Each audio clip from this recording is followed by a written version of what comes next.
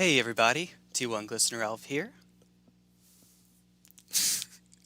I just remembered something. Ah!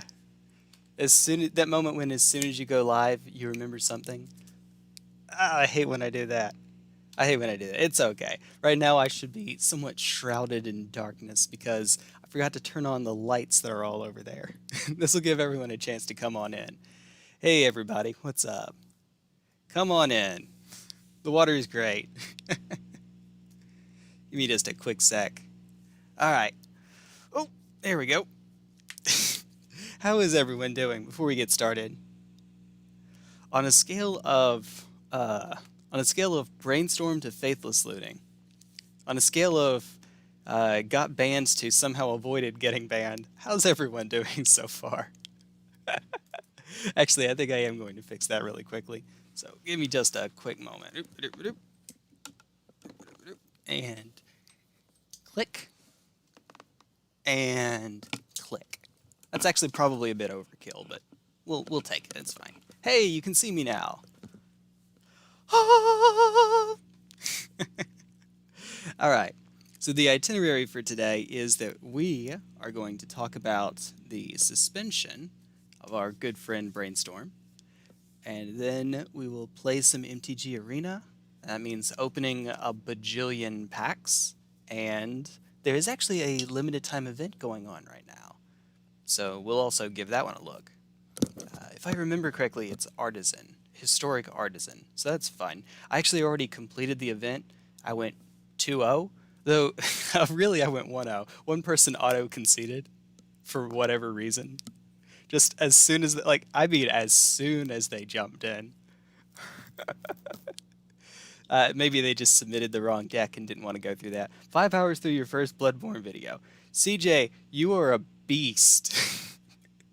CJ, you are amazing. If you actually go through that and make a pie chart for what enemies kill me, oh my god, you are insane in the best possible way, CJ. Okay, so a little point of reference here before we get started. CJ over here has said that he'll go through my videos. I assumed facetiously, but no, apparently it's actually happening. To make a pie chart of which enemies kill me. We're already at like 50 hours for the playthrough. It's quite a bit. Not the first time. Fair enough. Fair enough. We have at least 2 separate 10-hour sessions, and I've done 6,100 push-ups during that. So you have 610 deaths so far, CJ, to track. Ah! Ah! Also, CJ, I figured out something neat that I could switch out. One of my gems is a curse gem that's actually decreasing my beast damage versus beast. Episode 1 is 10 hour. Yeah, that sounds about right. So 3 then. 3 10-hour at least. So when I'm trying to take out Lawrence before he kills Volter, I need to switch my gems. There you go. Maybe that'll help. I'm also going to break one of the rules of the challenge, which is I was going to make my only melee weapon the Pimp Cane, the Threaded Cane, but we don't have enough damage if we do that. So I'm going to switch over to the Whirligig Saw. Yeah, Bolt Paper Whirligig Saw. Stand there and just shred him, because I don't want to have to deal with this. It's not even that he's killing me that often. It's that he's killing Volter before I get that chance. Oh, wait a minute. I have 2. The other mic is on. It's distant, but it's on, so it's picking me up twice. There, that should be better. Okay. There we go. Not drive yourself insane. This is me not blaming you one bit, CJ. Afterwards, you can maybe put it all together. Okay, so we have people hanging out, chilling out, maxing, relaxing, all cool. Yeah, we're not doing push-ups. I don't need to keep my hair up. Let our hair down. Get the Jesus look going on, right?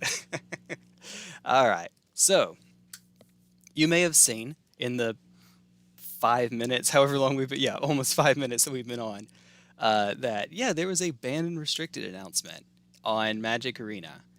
Well, in Magic, but it's historic, so specifically Magic Arena. We don't actually see who wrote this. Posted news, it's in the archive, but sometimes these will actually have a specific writer, like Ian Duke. This one we don't have, but I so wish I knew who wrote this. Oh, that would be fantastic. I would love that because we'll see in just a moment. Whoever wrote this really did not want Brainstorm to get suspended. That's the theme I'm getting from all this. Little point of reference here for people that might not be as familiar with Magic the Gathering right now. There are technically means to go about looking through to compile, well, not historic specifically perhaps, but to compile data about which decks do better, what matchup spreads exist, etc. But the company that makes Magic the Gathering, Wizards of the Coast, has done a pretty good job of, uh, at the very least, asking people who make those sorts of tools to not continue to do so. So Saffron Olive, Seth, probably better known as Saffron Olive, from Magic Arena, I cannot help myself, from MTG Goldfish, um, had a tool where it used to be back in the day on Goldfish, you could actually view matchup. What would you say? Matchup analysis. Here's a deck. Here's another deck. How do they play against each other? So back when Khans of Tarkir was around and Abzan Junk was a thing, you could also compare Junk to. I think Ascendancy was a deck at the time. You could compare the two of those to see how the matchup works in Standard or Modern or whatever. But Wizards asked him to take that down, so he did. I don't know what would have happened if he didn't, but there's speculation on like they would have taken the replay feature away because he was having a bot watch replays. That's how he was able to get that much data that quickly.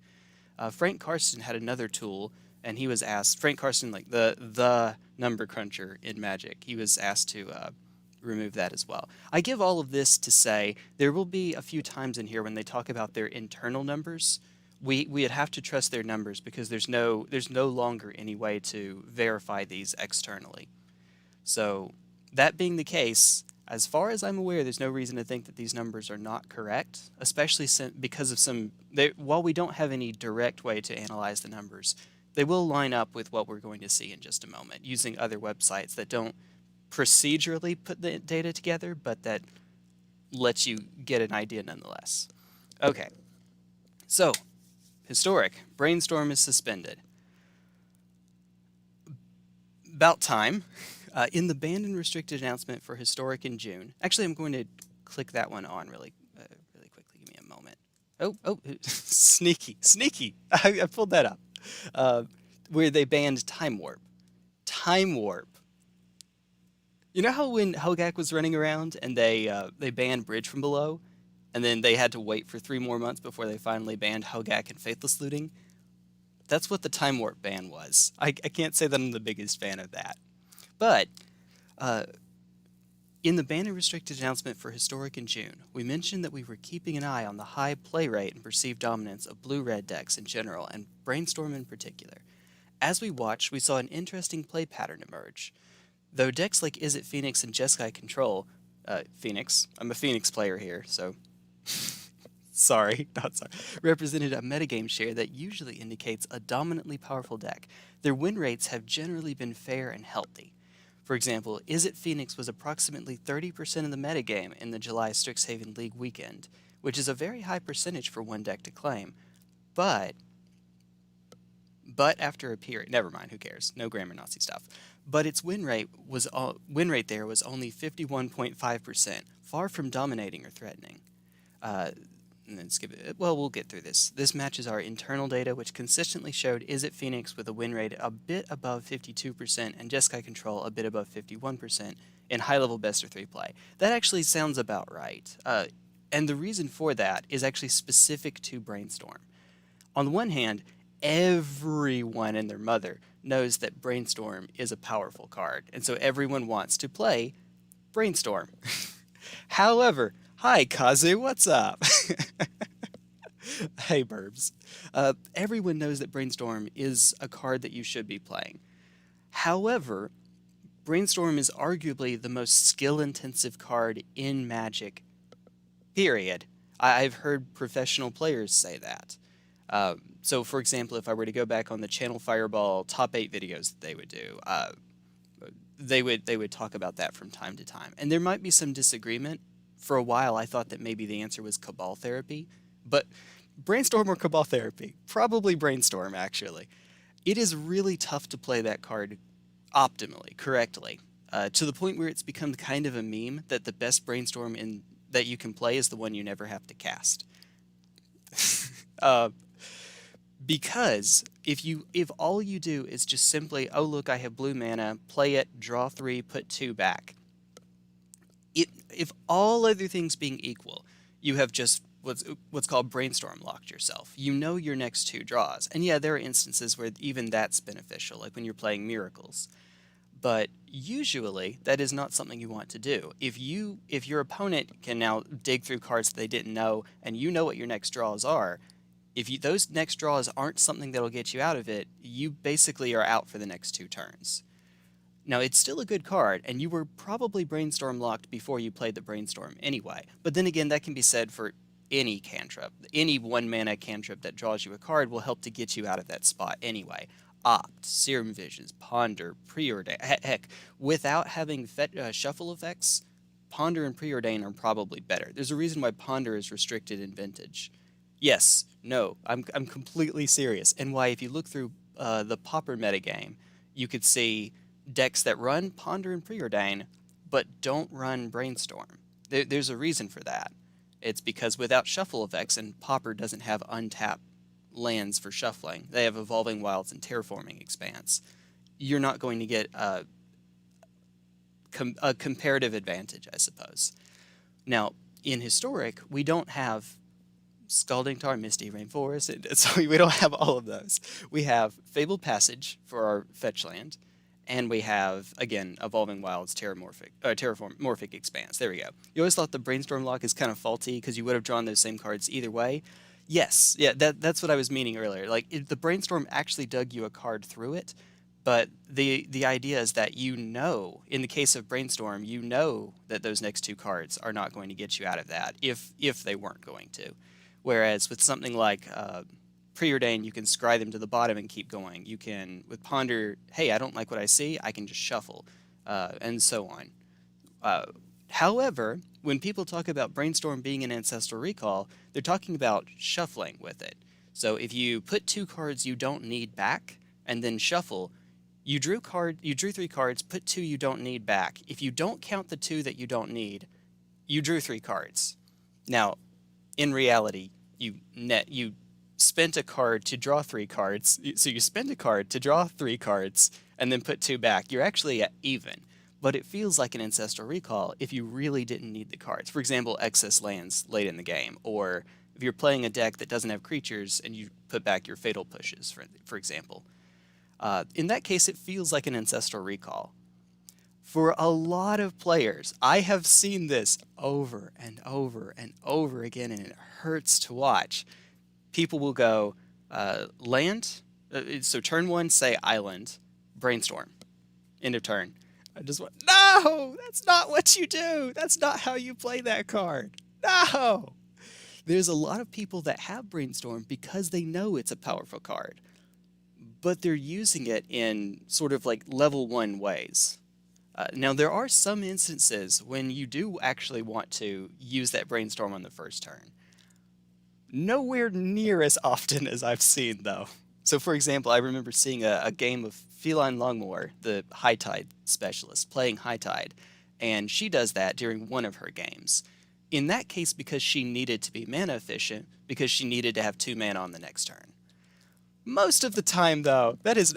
plus, I also think she had Merchant Scroll, which is a shuffle effect. So you draw one of the cards you would have gotten back off Brainstorm, and then you'd shuffle the other one. You wait for your opponent to Thoughtseize and then Brainstorm. Yes, exactly. That's another reason. It helps you get around Thoughtseize and Inquisition and Duress and all those kinds of effects. That's always fun. Yeah.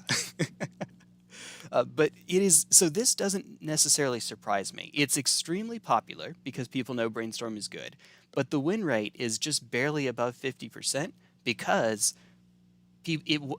people are getting carried by its power without being able to optimize it properly. That's my theory. That's my suspicion as to what's going on over here with Brainstorm. As someone who plays 4 Fable Passage in my Phoenix deck, Phoenix does not like Fable Passage normally because it's slow. You want to be able to, on turn 3, always have 3 untapped mana so that you can go off.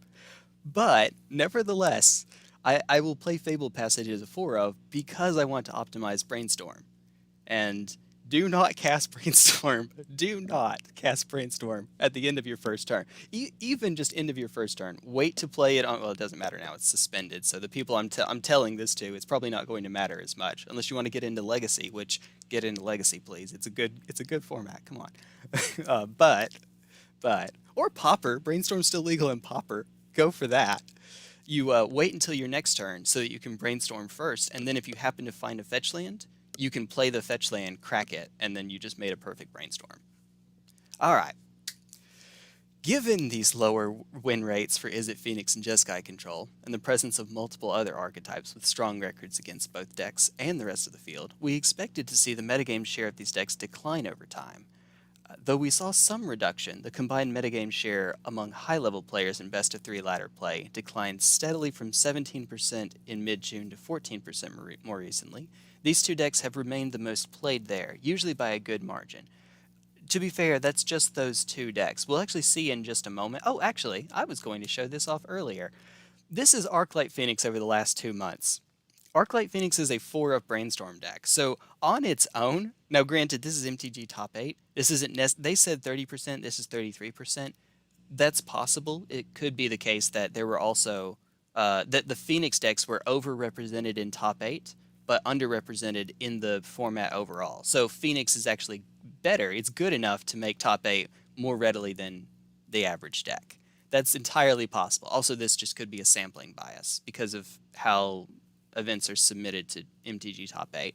Nevertheless, well, actually, I say that. I think a lot of these are done automatically, right? I think.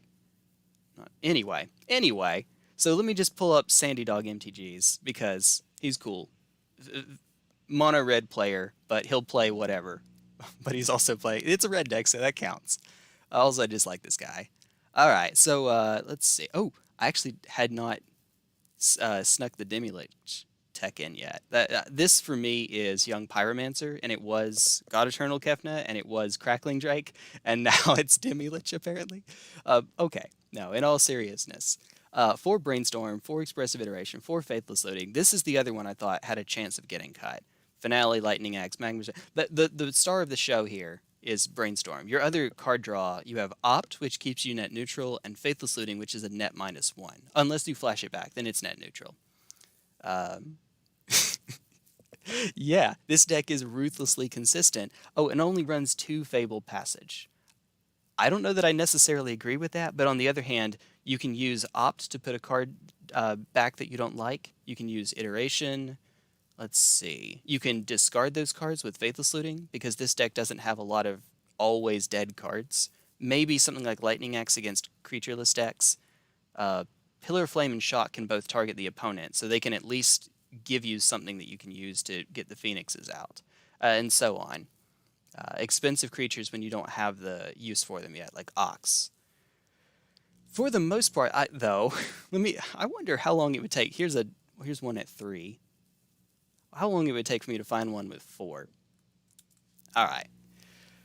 Yeah, so what I'm saying is it's a lot. But actually, there was something else I wanted to try to show off here, which is, let's see how many of the rest of these also run it. Auras, Mono Black Rule. Probably not going to be a lot in the aggro, I'd imagine. Maybe Bant aggro.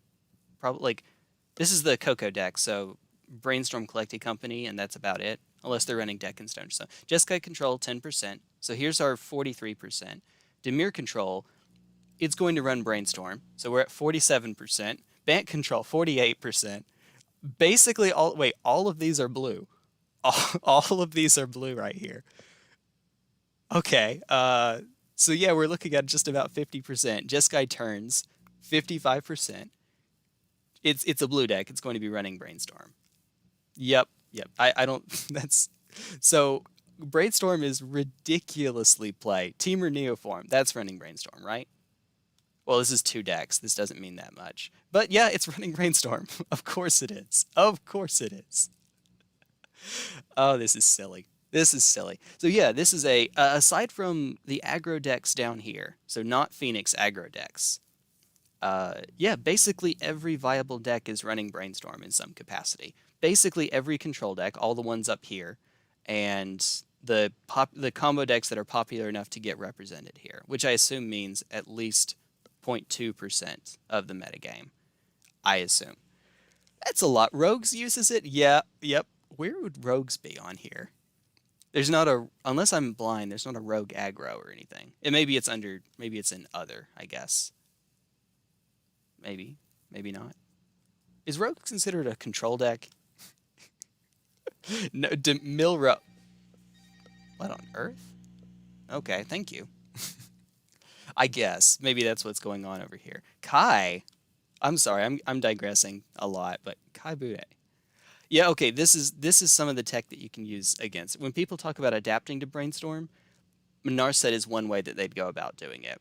Um, Playing Narset, playing creatureless decks, so that if they're running creature kill, like in black running Fatal Push and red running Lightning Axe, you can sort of blank some of their cards.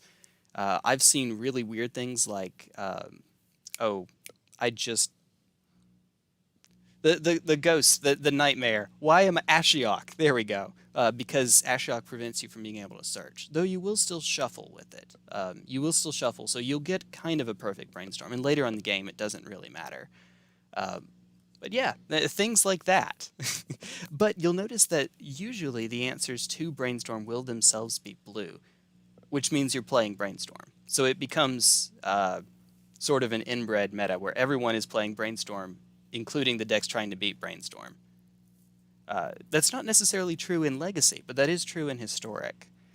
In Legacy, Brainstorm is, of course, a 4 of, and it's one of the more format-defining cards. It's one of the most popular cards in the format, but you can get away with it because, well, never mind. That's a whole other digression. A lot of the decks in Legacy are able to beat Brainstorm through redundancy or sheer card draw or prison locks or cards like Wasteland, etc.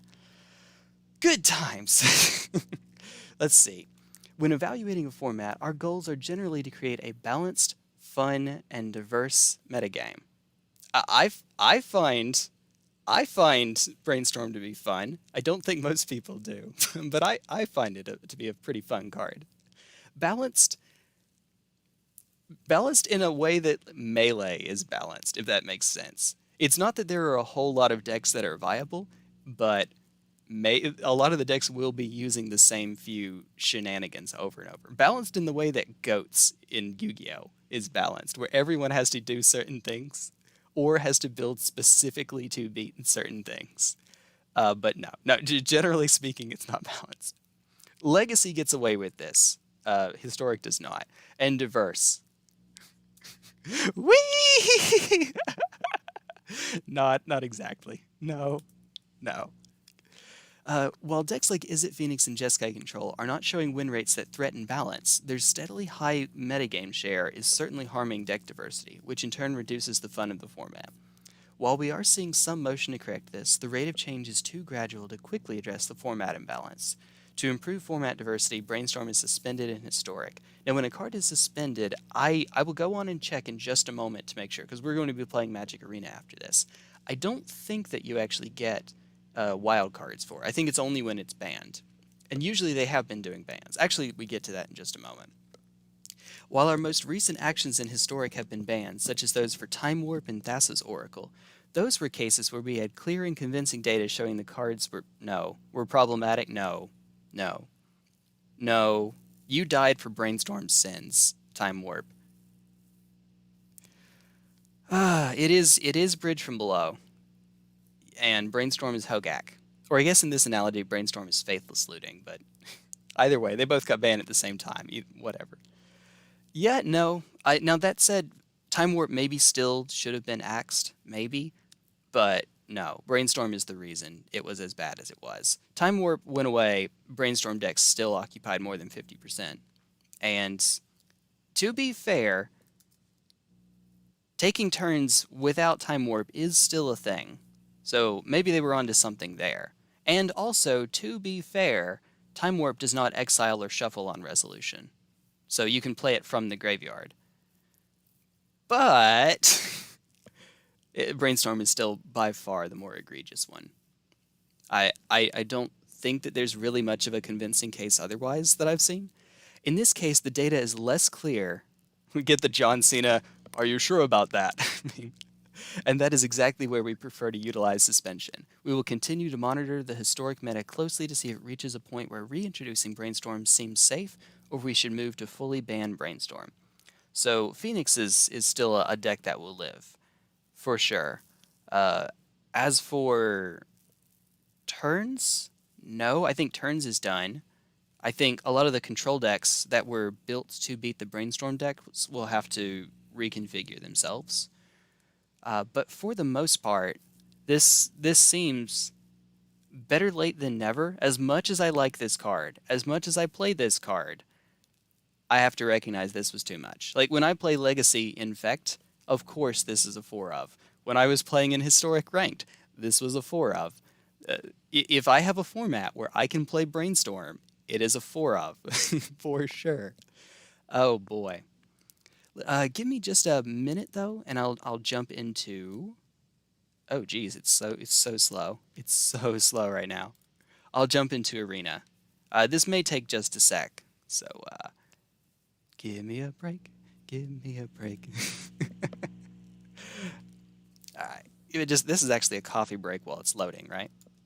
Oh, there it is. Slowly but surely. Slowly but surely. Let me see if we can actually switch over to it. Oh, it's starting to chug on me now. I have the resolution lower, but we'll actually get to see the screen. Let me kill Chrome because my computer can't handle too many things at once. Sorry, Chrome, you've served me well. Blip. And gone. All right. Maybe that'll help out just a mite, just a hair, just a touch. Just a bit. Just a wee little bit.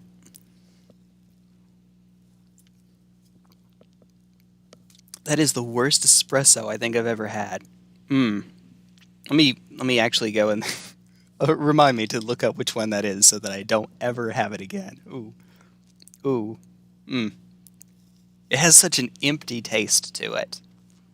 Oh, let me crank the music up just a mite. There we go. We have music in the background. If I had thought about it, I would have put some music on during my spiel there about Brainstorm. I love the car. If you're, it may have sounded a little bit like elitist, I guess. I don't know a great way of putting it. Saying, hey, there's all these people that haven't played the card yet, but I've been playing Magic for more than 10 years now. And a lot of that has been Legacy, and a lot of that has been with Brainstorm decks. Just keeping it real, a lot of Magic pros, a lot of people that have let me give an analogous quote. This is from Ari Lax, who's a Magic pro. He was actually talking about Thoughtseize, but I think this applies to Brainstorm as well. Thoughtseize being a card that came out in Lorwyn and then resurfaced again in Theros, which was a thing, was an over-centralizing thing. And he had said, I'll try to get as close to the quote as I can, if I got to play Thoughtseize all the time, I would either win every tournament or quit Magic because it would get boring. The idea being that a lot of people misplay the card. Actually, no, here's an Aurilax one about Brainstorm.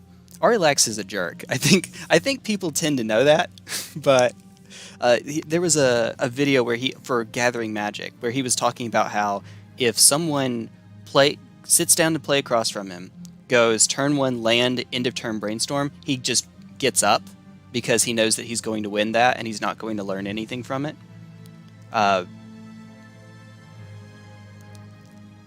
So that's what I mean when I say that he's a jerk. Instead of like telling the other person, hey, that's not how you play the card, here's how, making it a teaching moment. But that's, I don't know. It is what it is. We can't all be infinitely patient, I suppose. I'm a parrot. I've had to develop infinite patience. That's how that works. You don't have a choice. Also, it didn't swap this out, so let me just switch over to decks really quick, or any of the top tabs, and then switch back. Oh, we got another 750. black or green, green or blue. So green's the common color. One sec. Sorry about that. Okay, so we have some packs to open. I guess we'll open a few. You know what? We have 11 Forgotten Realms ones. Why on earth? Let's see. Okay, I need to check my phone really quickly. I'm sorry. We'll actually open a few of these, though, while we're here. Let's see. Oh, okay. It's Mom asking me to go look at shoes. Love you, Mom. If you're watching this, I love you, Mom. All right. Ooh, hey, hello. 750 coin quest don't exist for you. Oh no, I'm sorry. Sorry, Rukulin. This one we could actually use. Bant Coco is a deck I would like to play, and yeah, this is kind of important for it. You may know. Not specifically Angel Coco, though that probably would be more viable. Having blue gives me access to mostly Deputy of Detention. That's the one I would most appreciate being able to play. It would have also been Brainstorm, but now that that's gone, maybe I need to reconsider.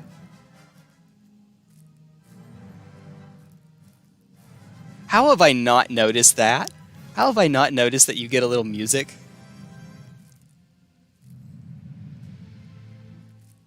What's the Strixhaven one? Oh, it's going to pop up for me. That's right.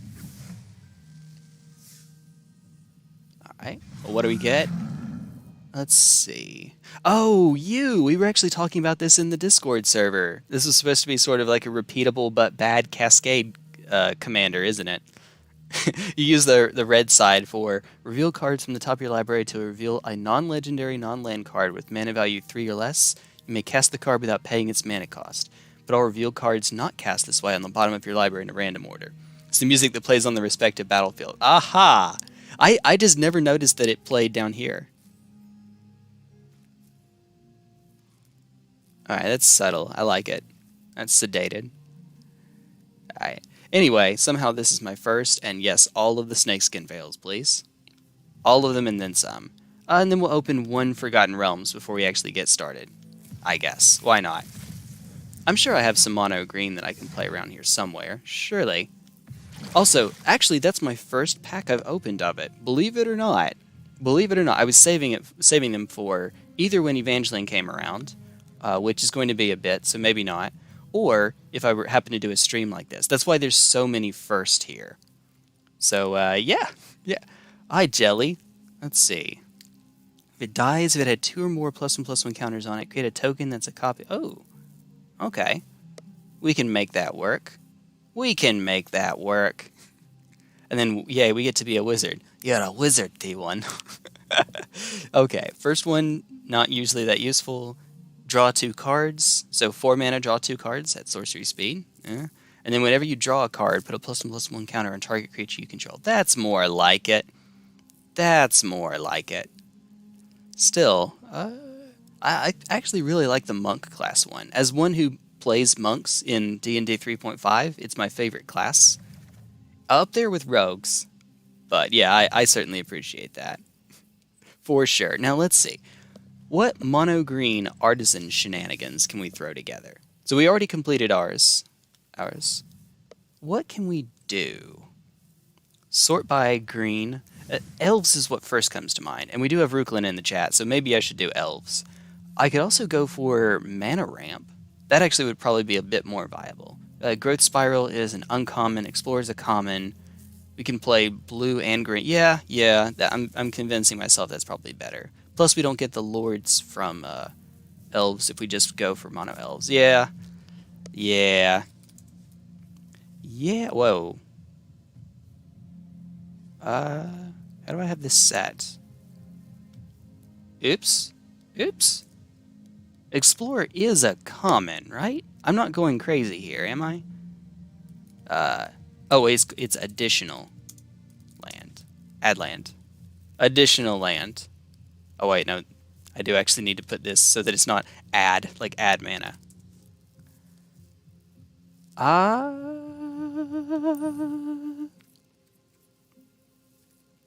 What the heck? I know that I have them. I have them in other decks.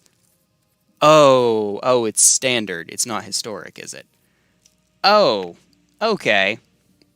You can play ramping elves. That's fair. That would be good too. It looks like we're just rocking with standard though. Okay. I was under the impression that it was historic. So my deck that I played for jeez. My deck that I played with Artisan Drakes happens to be historic and standard legal. Yeah, that was fun. Ah!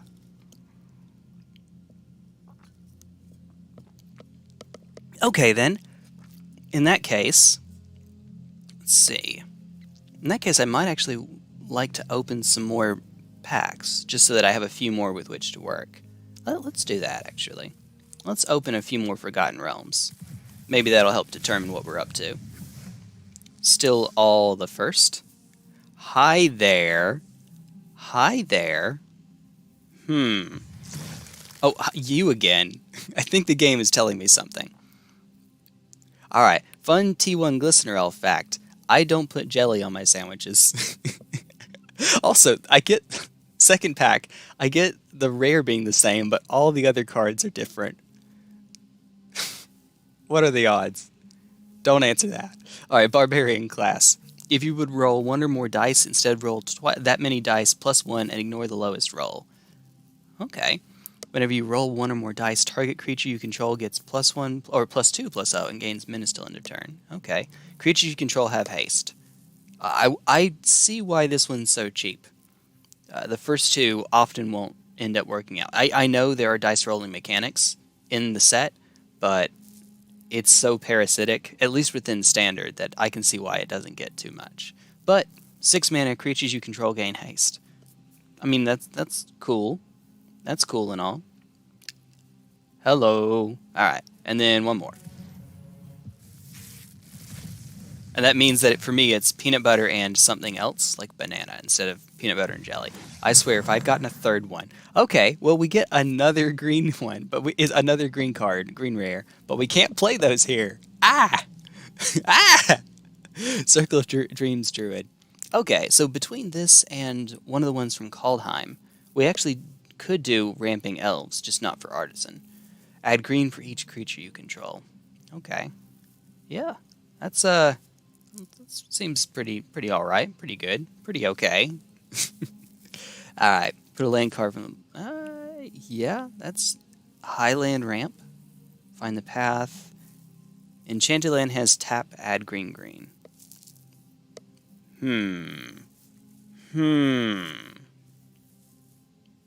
Ward 1.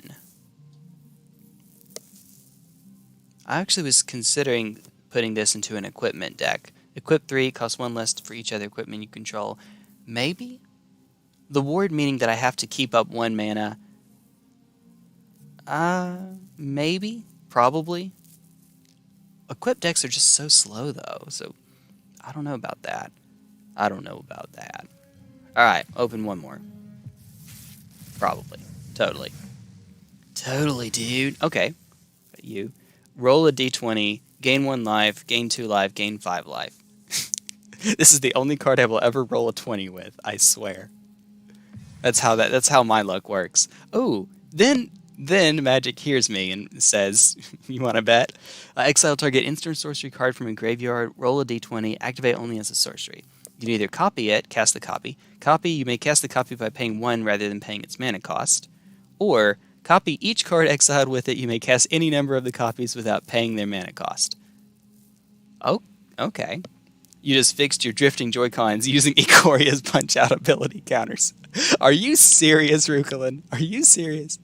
I assume you are, but that sounds like the kind of thing that could also be a meme. I don't know. That's pretty silly, and I like it. Yup, Joy-Cons. Woo! Deals combat damage to a player, +1/+1 counter on it. Okay. And that's the only green card is you. Alright. Hello, equip 5 for +4/+0. That's a great axe for you. That actually feels like a great axe, though, I suppose. Should we open... Let's get these two down to the same number. Strixhaven again. See what I get here. No... Oh! Hello there. Stone Rain again. We're playing pawns, but not in artists, and because it's rarity shifted. Yeah, this is not a common. Thank goodness, I suppose. But this is not a common. Then again, since we are in a wild card economy, maybe not, thank goodness. Oh boy. Oh, and we picked up an extra rare just a moment ago. Nice. Alright, so what should I build? Given all that didn't help me very much. What's the Sailor Moon meme? My job here is done, but you didn't do anything! Somebody found out recently that you can prop the joysticks up with thick paper so the contacts get better grip, and the Ikoria punch-outs are the perfect size.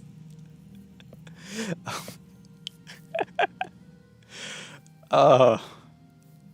I'm sorry that's something you have to do, but dang. That is a little silly. Oh, yay. Once again, we found another one with all first. I suspect this will be our last all first, though. I'm surprised we even got one here. Okay, here we go. A ramp card. Search your library for up to 2 basic land cards. Reveal them. Oh, but they just go into your hand.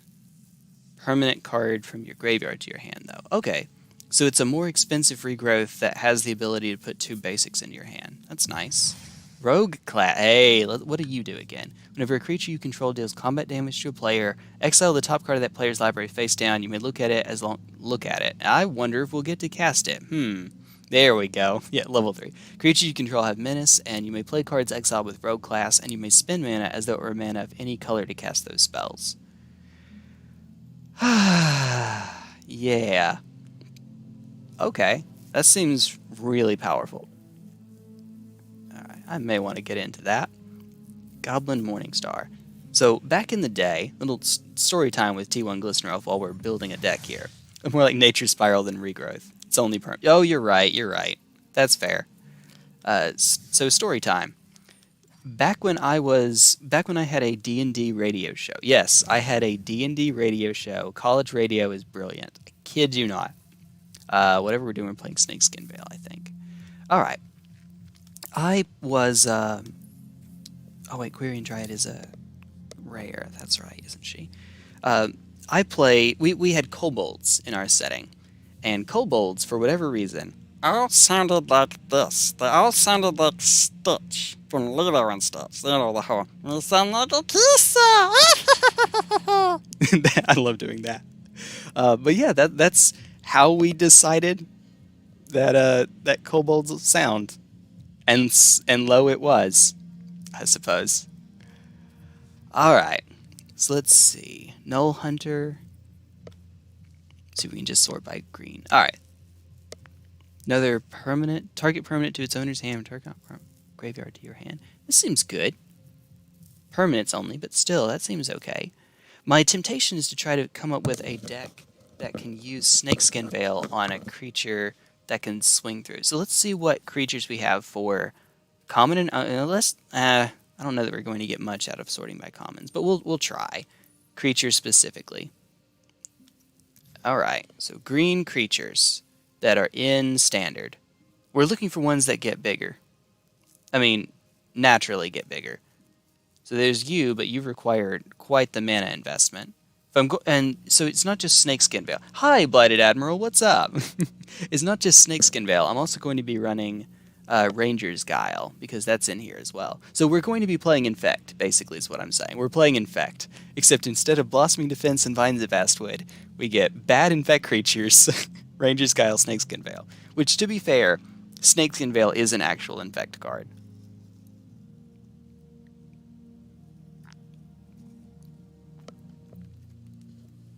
Okay.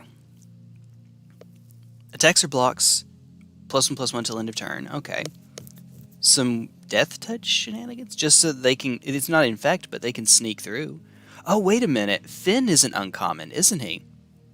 Ooh, Finn is an uncommon. I think. Actually, let me make sure. Aha! Aha! Aha! I think I know what we're playing. All right, there we go. To no one's surprise. All right, I'm actually going to have to switch this up. Hello? There we go. I think the one I'm thinking of is a rare, right? I know this. It won't even allow me to do that. The hooded 3-mana death touch creatures you control. Okay, yep. That one's a rare, isn't it? It might very well be. Ips. Ips. Here, let me just make sure by sorting this way. I think so. What are you? Yeah, we actually went by it anyway. If it were in here. It's not. Okay, cool. Never mind then. Yeah, too bad no hooded. Okay. We can use... and this is just me going through... these are all subject to change. No. No. We're not looking for situational death touch. We're just looking for death touch. Roll a d20. Death touch when it attacks, so not when it blocks. So it gains death touch no matter what.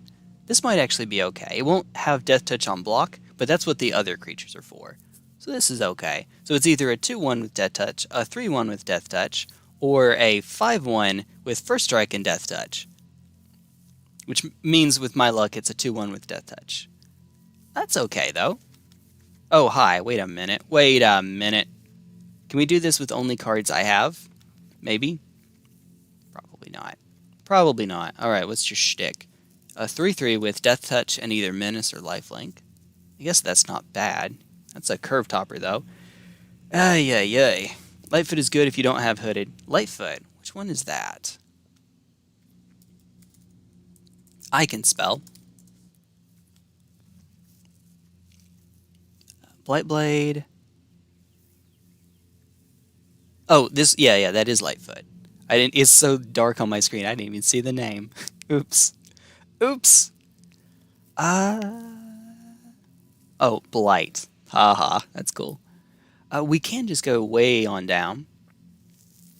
Yeah, we'll open some more.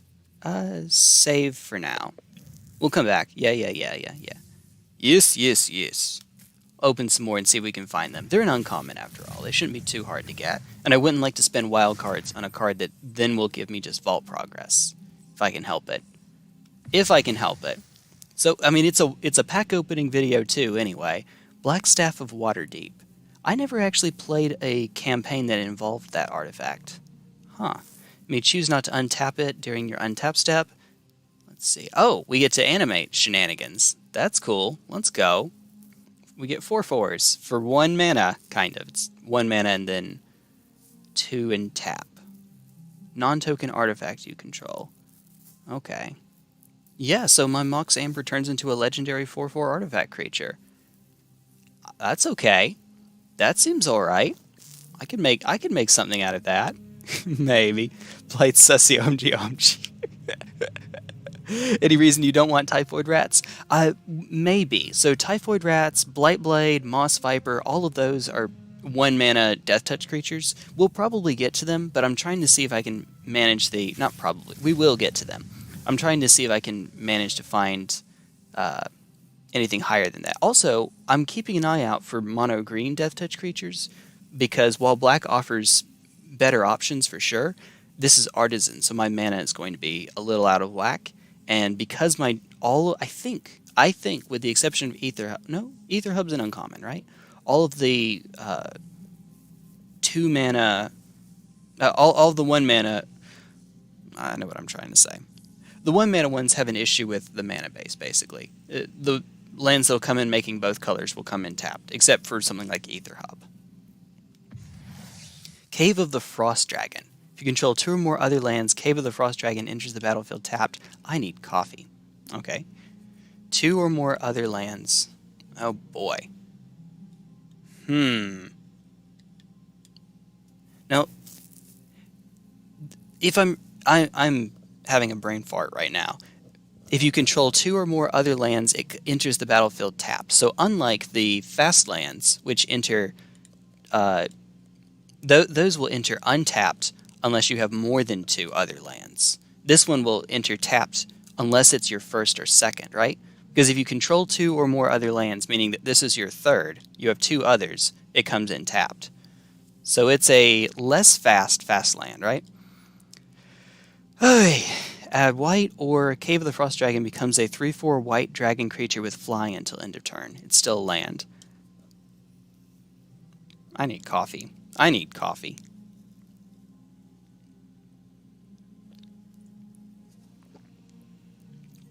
Every time I look over at my chat, Blighted Admiral, and I see Blight, Sussy, OMG, OMG. Blighted Agent is now the imposter. Yeah, no, it's a faster fast land. You have to be fast to play the fast land. Yeah, that's right. That's what I mean. Slower. I said slower fast land. Yeah, you know what I mean. Yeah, you know what I mean. This one comes to a halt more quickly, I suppose, is what I was getting at. This one can only fly for so long, and then it has to take a pit stop. All right. Let's see. This is my 15th plummet. It's probably a multiple of 4 plus 1. It's my 13th plummet. We have plenty of those. All right, Ruin Seeker. Room abilities of dungeons you own trigger an additional time. I might actually play this in Brawl just for doing something a little bit unique. It's wholly parasitic because all of these are going to be not just dungeon effects, but dungeon effects in those colors. White, blue, colorless.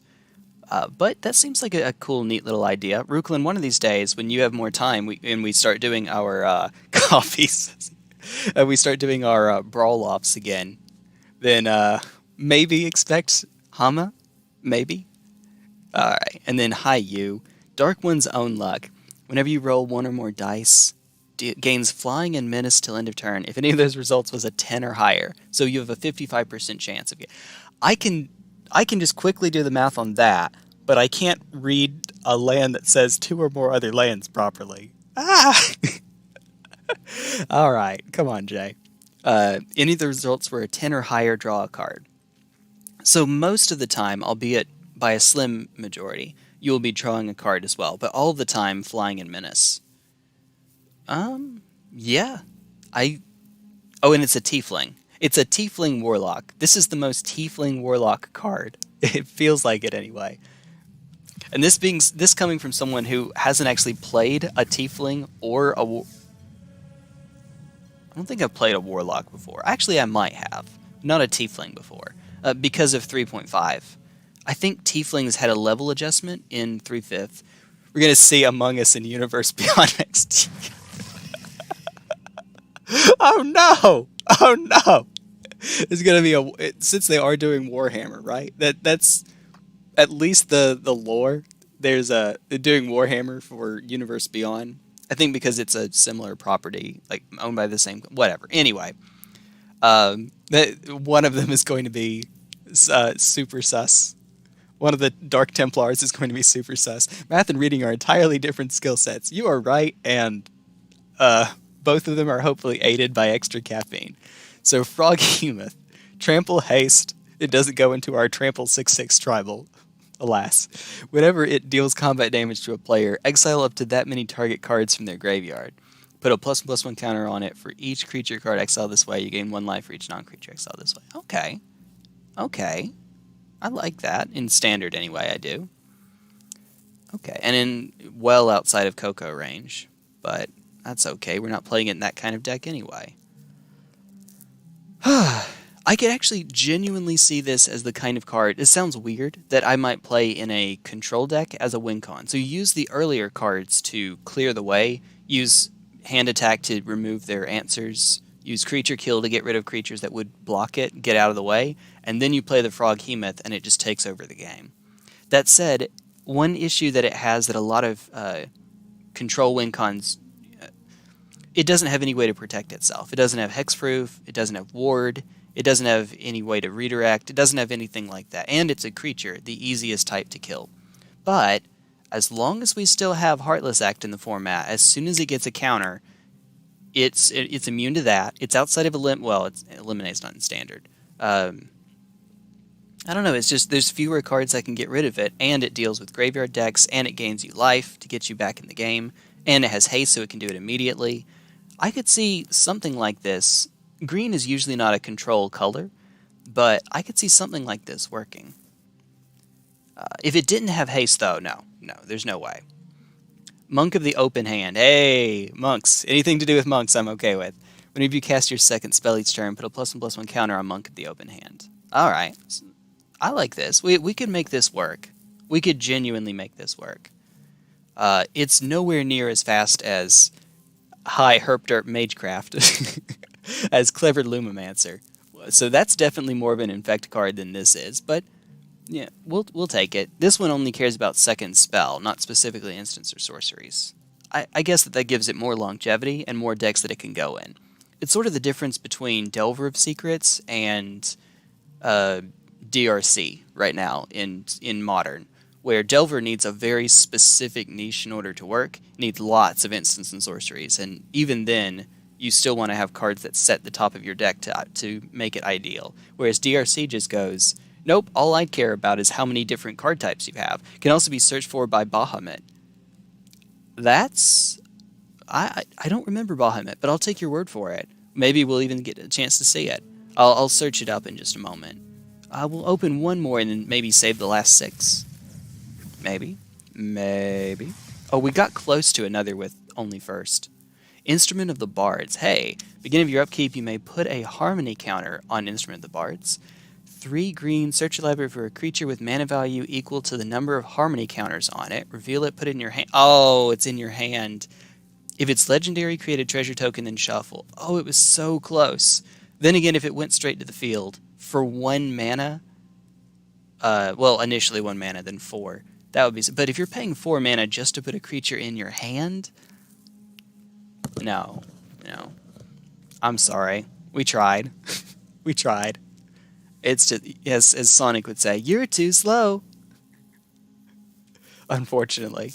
Skeletons, vampires, and Zambonis you control get +1/+1. Doesn't count itself, but it's a 2/2, so that for 4 mana. Ooh. Beginning of your end step, if a creature died this turn, you may pay 1. If you do, create a 1/1 black skeleton creature. Make this thing a 1/1 for 3 mana, and you have a Coco deck. You have a brand new Coco deck. Coco Zombies. You might still have a Coco Zombie deck anyway. But it has to compete with angels and elves and freaking stuff, merfolk, freaking stuff like that. No, not enough. And then, hi you, a painter. Oh, Dark Souls reference. No, it's not a Dark Souls reference. It reminds me of the painter in Dark Souls 3. Albeit gender bent. It would be a gender bent. Oh, what's her name? She doesn't have a name officially, but the painter in Dark Souls 3 and Ashes of Ariandel, I think her fan name is Aria. Anyway, when Kalain Reclusive Painter enters the battlefield, create a treasure token. Other creatures you control enter the battlefield with an additional +1/+1 counter on them for each mana from a treasure spent to cast them. Okay. In Historic Brawl, I can see a lot more, because we get access to Ixalan. I can see way more ways to make this silly. But here, maybe. Red is a treasure color, even in Standard, so we can make it work. I think of Ixalan, and I think of, what is it? The thing negated. The card that gets... Why am I having... Revel in Riches. There we go. Revel in Riches. Yeah, also, are you kidding me? Let me raise the brightness on my screen a bit. Nope, I see it now. I can't see anything else. My screen is too bright. But yeah, I can see it now. Okay. Little point of... Oh, actually, I can probably show this. Well, maybe. I may yank the camera as I do this. But let me show everyone really quickly. If I can. Alright. How am I going to do that? Oh, I won't be able to see it properly on my screen while I'm doing this. Don't turn. This is what my screen looks like. This is the minimum brightness that my screen looks like. And I cannot tell if I'm actually showing it properly, so sorry if I'm not. But you see how dim that is? I am not kidding when I say that I'm light sensitive. So I keep it at a minimum. I actually have to intentionally not look at the lights up there. I just did. Genius, Jay. Genius. But I have to not look at the lights up there because I'll be like not blinded, but I'll see. You know how when you stare at a light bulb, you see purple for a while. Your eyes get tired and you just see purple for a bit, and then even when you close your eyes, you can still see that. That happens to me, but it happens really quickly, and it just makes it hard to see. So, but the other side is that usually I can see on low brightness like this. I just didn't see enough detail to notice. Oh yeah, that's a woman. Oh no, she is a bard too. That's pretty cool. That's pretty cool. I think that Arya would probably be more likely to be Azorius rather than Rakdos. That would be my suspicion. But I don't know. I don't know.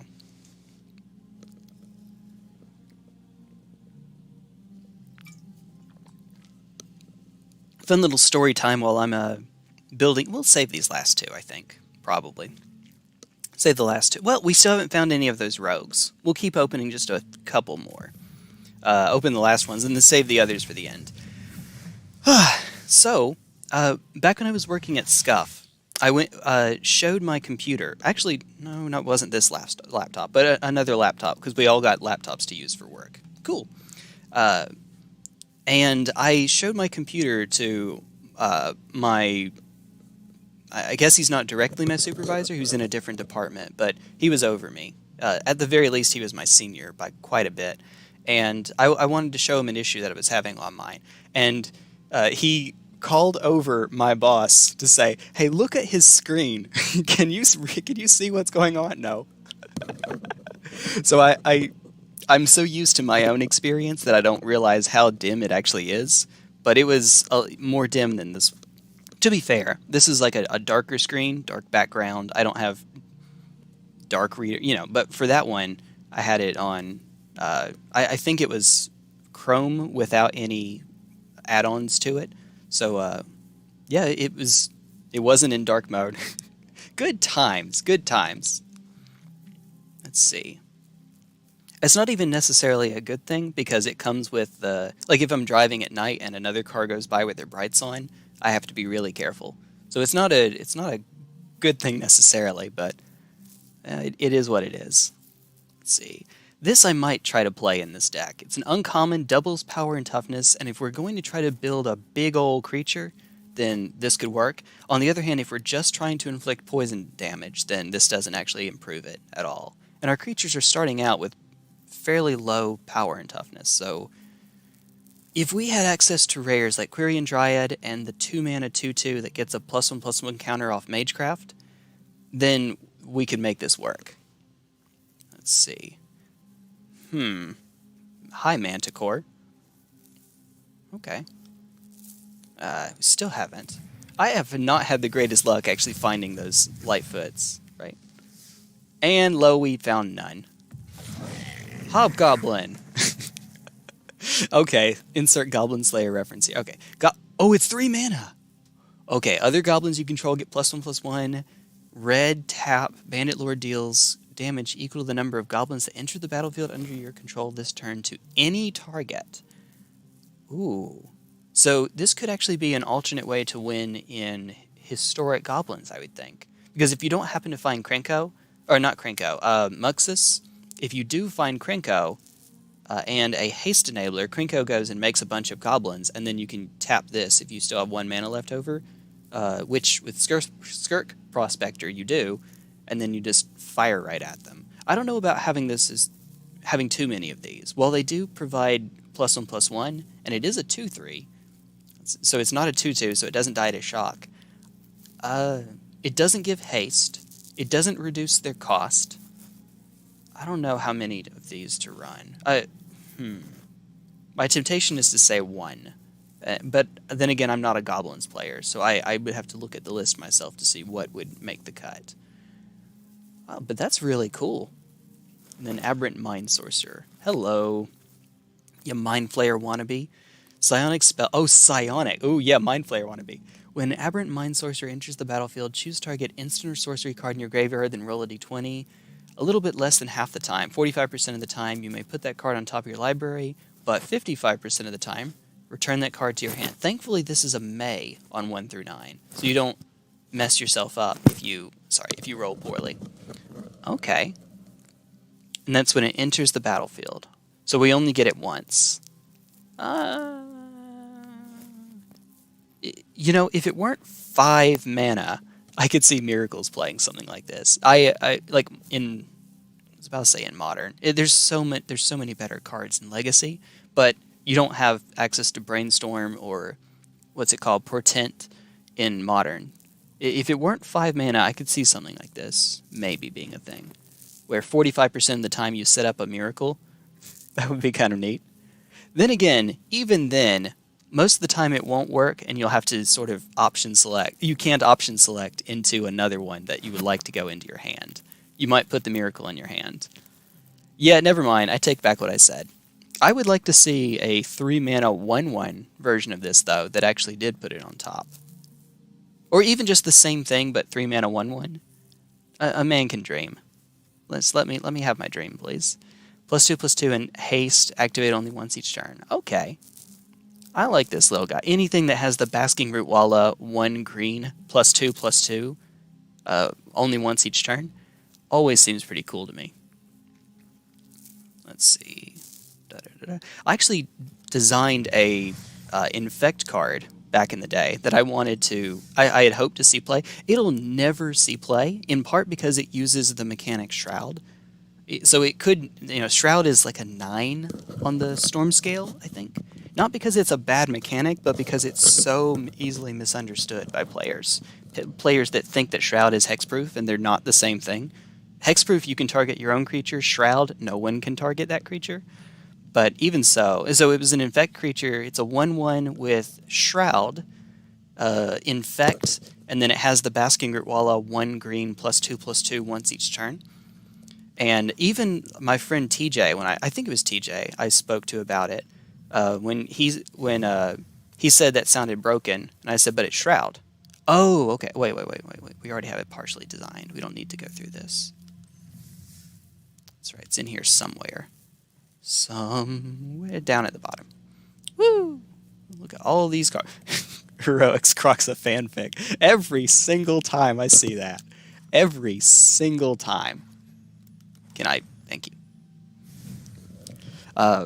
But because it has Shroud, you can't target it with your own, you wanted to look up, yep, you're right. You can't target it with your own pump spells. It wouldn't serve the same function. Alright, I remember Tiamat, but Bahamut, Baha, let that be it. Nope, wrong one. Am I spelling that correctly? Hi, Grandmaster Flowers. Why do you have Baha? Anyway, so it won't show up if I add more letters then. I did sort by collected, not collected. Wait.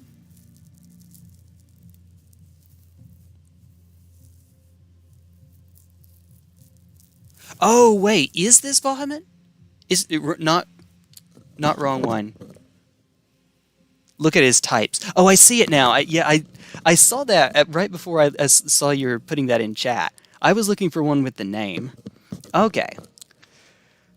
Oh, geez, look right at the light. I don't remember my D&D lore nearly as well as I should. I remember Tiamat, the 5-headed, 5-colored dragon, but Bahamut, I don't remember which one that is. It's another dragon, right? And then the dragon is transformed into a human. Like gold, silver, and bronze dragons, I think, are the ones that, at least in 3.5, I don't know what it's like in 5th edition. Everything is prefaced with, I don't know what it's like in 5th edition. But in 3.5, gold, silver, and bronze dragons can turn into humans. It's where Chromium, I think it was, the Esper dragon that can turn itself into a human with hexproof if you discard a card from Dominaria gets that. As long as it has 7 or more loyalty counters, it's a 7/7 dragon god creature with flying and indestructible. Cool. But no hexproof. Target creature without first strike, double strike, or vigilance can't attack or block until your next turn. Cool. Search your library and or graveyard for a card named Monk of the Open Hand. Ah! Reveal it and put it into your hand. If you search your library this way, shuffle. Okay. The first Nissa actually had a similar bit where she could go and get Nissa's Chosen, which was a 2-mana 2/3 elf that when it died, I believe went onto the bottom of your library. Bahamut made the metallic dragons and disguises himself as a typically old human. I think Bahamut found Justin Bieber or the Paul brothers or something like that and decided to change the look a little bit. But yeah, I see what you're saying. Paul brothers. No. No, no, no. Okay, I'm gonna pretend that didn't happen. I'm gonna YouTube rewind time there. Oh boy. You know what? We have enough. We'll open some more packs after we do all this jazz. Okay. That's pretty cool. That's pretty cool. And I can see just automatically a little bit of a synergy here. You play the first open hand and then plus to get another Monk of the Open Hand, play it, and then play any other spell, and they both get a +1/+1 counter. Okay.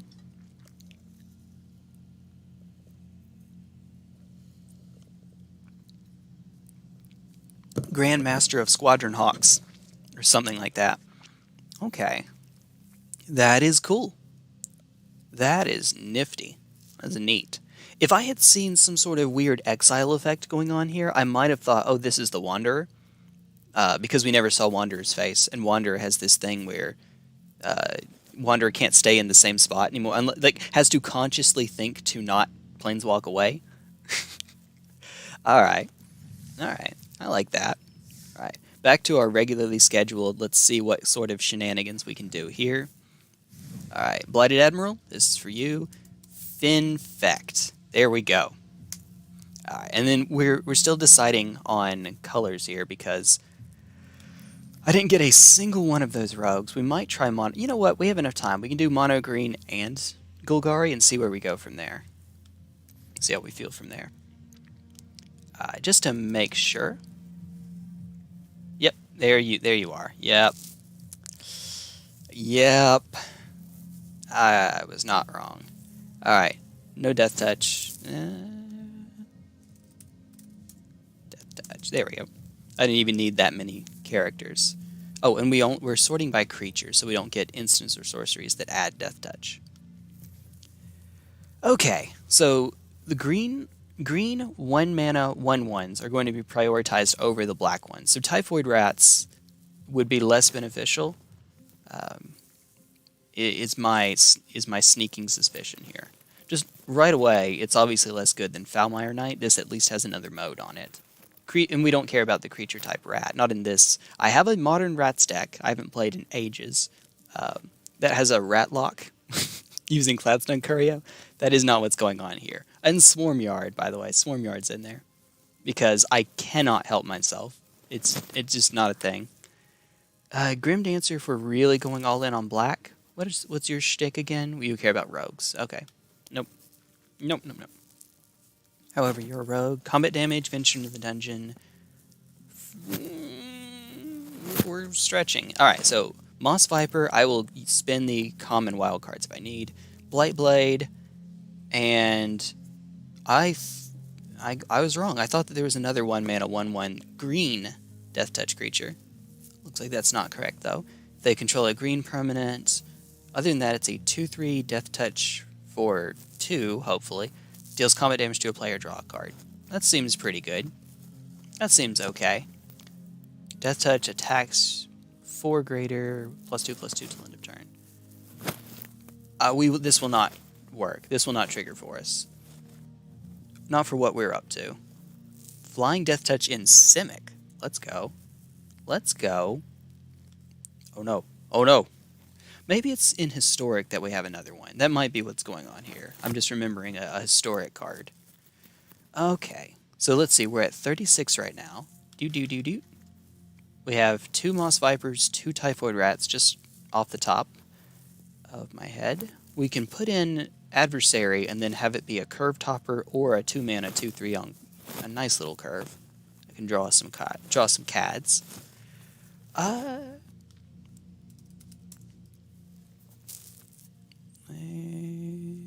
Oh, we're still sorting by creatures.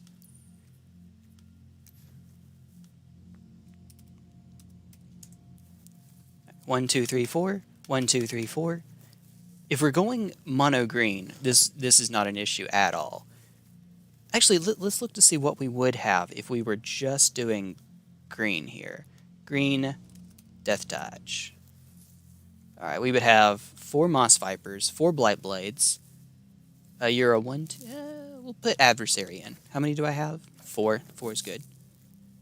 We would put you in, and we'd have to... How do I not get a single one of you? Jerk. A 1, 2 for 2 with Death Touch. Ugh. Do we have any colorless ones? Aside from Shield. No, just Shield. And that doesn't even give Death Touch. It beats Death Touch. Yeah, in Standard, we'd actually be hurting ourselves quite a bit, wouldn't we? We'd only have access to, at most, 24 creatures with Death Touch. Granted, we'd be able to protect them a bit more, but I don't know that that's ideal.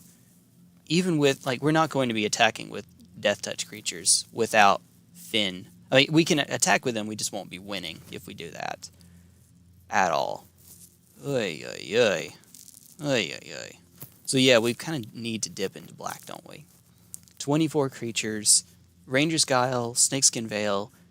That's only 32. That leaves 28. We'd want to go with about 20 lands, so we'd still have 8 slots to go. And if we did that, what, Adventurous Impulse? Oh, wait. We might be able to make this work. Adventurous Impulse. That means we have 4 to go. And then... Oh, wait a minute. But then that still requires that we play stupid stuff like you. And you're never actually getting the job done. I mean, you're never going to turn into a 4/4 with Death Touch. No. We could put another pump spell in. Something to give trample, maybe? Maybe. Ooh. Ooh. Also, how are you in this? That's cool. Ay, ay, ay. Yada, yada, daze. Did you see Rukel the Yada, yada, daze I put in the meme channel? There's actually a magic card called Yare, and then instead of days, we just pronounce it daze. There we go. I'm tempted to try to make this work.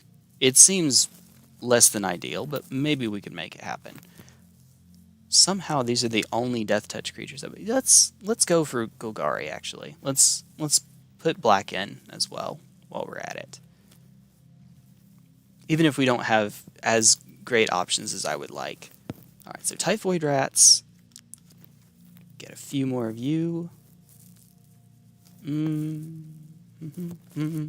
we need to, Boot Nipper could just effectively always be a 2/1. Yeah, you seens it. Yeah. You give Death Touch for all the good that does in a Death Touch deck. Call of the Death Dweller might be okay just as a 1 or a 2 of. Put them.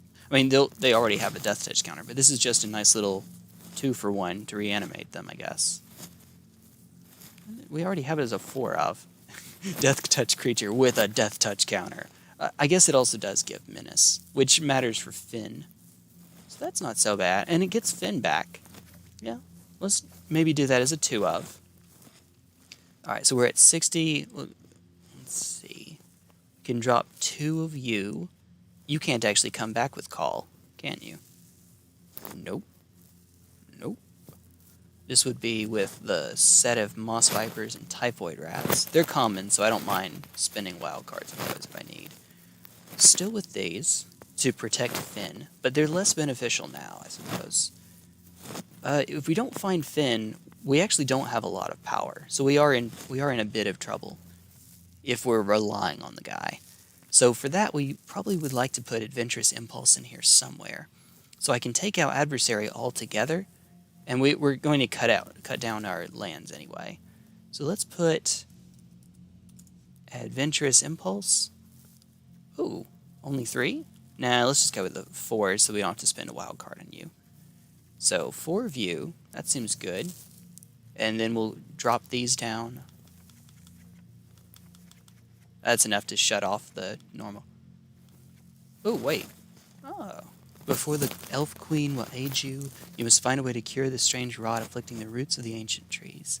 You expected to meet hostile drow in this ancient ruin, but they fled long ago. What darkness could have driven them out? You and I were talking, Rukulin, about how, or I was bringing up to you how it seems like every drow is a good drow trying to overcome the reputation of being evil amongst their race. I am scratching. Oh, I'm sorry. I am sorry. Thank you for letting me know. My bad. I don't even know why I do this as often as I do. I'm sorry. My bad. My B. It's just something to do while I'm thinking. I don't know. Alright, so we will craft those really quickly. Then we still need a few more slots. So we have Adventurous Impulse already. Oh, and cut, Actually, let's see what we have for 2 color lands here. Oh, because it's also sorting by colorless as well. There we go. Alright, so Jungle Hollow seems like an easy one. Comes in tapped, but at least we gain life as something there. I don't think that we get anything from the fact that this is a swamp or a forest. I don't want to have too many that come in tapped all the time, but at least this one does something in the late game. And then for the rest, we can try to just make them basics and hope that we get there. What's our color distribution here right now? Mostly green. Okay. So we definitely want more forest than swamps. That would be about it then. 7 swamp or 7, 4, 6 swamp. Actually, what's our count? 7. All right, so we're looking at 20, which is the number I was hoping for. So 20 plus T1 Adventurous Impulse, Typhoid Rats, Foulmire Knight, Moss Viper, Blightblade. Let's see. Have you tried any Proliferate with Finn? How much Proliferate is there in... I don't think there's any in Standard, is there? So we have to cut out land, cut this out. Oh, there is? Ooh. Wait a minute. Oh, from N21. Permanent card. If a creature died this turn, creates... Oh, wait. Where's... Oh. Here, let me... There we go. Yeah, okay. That makes more sense. That makes a little bit more sense. All right. Fair enough. We had a drow in our D&D party, and when the person playing them left, the DM made them immediately betray the party by cutting off the head of a character of another person who... Ooh. Ooh. That's kind of a reach. As a DM, I wouldn't feel comfortable doing that. Unless you, even if you knew the other player wasn't coming back, making their character heel turn that hard doesn't seem right. Oh. For right now, let's try this out. It's definitely not ideal, but I'm not burning... I have so many uncommon wild cards. 66. I probably should actually burn some of those on the rogue. Instead of adversary, we could turn them into rogue. So 2 here becomes rogue, and then 2 of something else. Typhoid Rats, to keep the colors about the same. Part of a crime family? Oh. Well... They are drow, so the lore is that they're supposed to come from a dark background, I guess. We'll make this work. I may have to redo the lands, though. Or actually, maybe this makes it more even. It does. Okay. Ever since we took out 2 green cards and put in 2 more black cards, so we're at net greater black. Hopefully we can keep this working. All right. Craft... Finish. Now that said, we actually do need turn 1 green more than we need turn 1 black. The only turn 1 black is Foulmire Knight, Typhoid Rats. Turn 1 green is Impulse, Viper, not really those, Blightblade. We can make this work. We can make this happen. He says, knowing it's not going to work. It's not going to happen. Oh boy. Let's try this out. Oh boy, and scooch all the way back up. Hello. A little more quickly there. Thank you. Thank you. Woo! Alright. Here goes another... We should play some... Dude, we totally should. I would love to get in some Legacy. I would love that, dude. That'd be awesome. Alright, I'll try to keep the mic up because I haven't stopped doing this. Ah! It's I don't know, just something to do while I'm thinking. I'll check out Soulsborne. I'll check out the Soulsborne channel. All right, so we have 2 that come in tapped. Turn 2 Typhoid Rats or Impulse. We're going first. Yeah, this is easy keep. Let's gain 1 life. It's probably going to start chugging a little bit on us if it wasn't already. So sorry about that. Like a second fin would be, yeah. Interested in the tutor? Oh, let's see. Let's do it. Let's play an Impulse here. Creature, aha! Aha! Okay, this does kind of give the game away a little bit. Now you know. Now you know. I don't think I've played Angel here before. Did they say good game? Ooh. Aren't you on the Paper Legacy? I am, yes. Yes, you're right. I'm not active in it, but you're right, I am on there. Ooh. Enters the battlefield under your control. There's a few things we can actually wait on the Impulse. Let's see if we can find another land. We can. Forest, Swamp, or Foulmire Knight. Let's get a Forest. Why did I not switch out my Forest, actually? And then we can go Rat, Blightblade, and then next turn we can play Finn. Let's see, their life totally matters. Life total totally matters here. How many Finns? It's a 4 of. It's a 4 of in the list. Now let's see how often that comes up, but it's at least there. Alright, buddy. Buddy. Alright. Play it first. Play Finn first. Yeah. Let's do it. Alright. You know you want to. You know you want to. Alright, and then we'll play the Foulmire Knight next. Alright, so 2 Infect, 2 Poison. Yeah. We actually want to play the Knight here instead, because we want to try to get our damage in as quickly as we can. Love your magic stuff. Oh, hope that you can play one day. See you later. Hey, take care, Daniel. I appreciate it. Yeah, let me see. If you can message, you can DM me on Discord, so that I know which one you are. Yeah, we'll jam a game. We'll figure out how to make that work. As you can see, I have a camera. I'll just need to point it down. We'll make it work. Oh yeah. So that was quick. Well, that we got really lucky though. That is quite a matchup. Life gain versus poison. All right, story time with T1 Glistener Elf. There is a former, I think, Magic YouTuber named Rogue Deck Builder, who used to be a Soul Sisters main. I don't know what he plays now, if he plays now, but he used to play Soul Sisters a lot. Let's keep. We have Impulse to try to find Finn.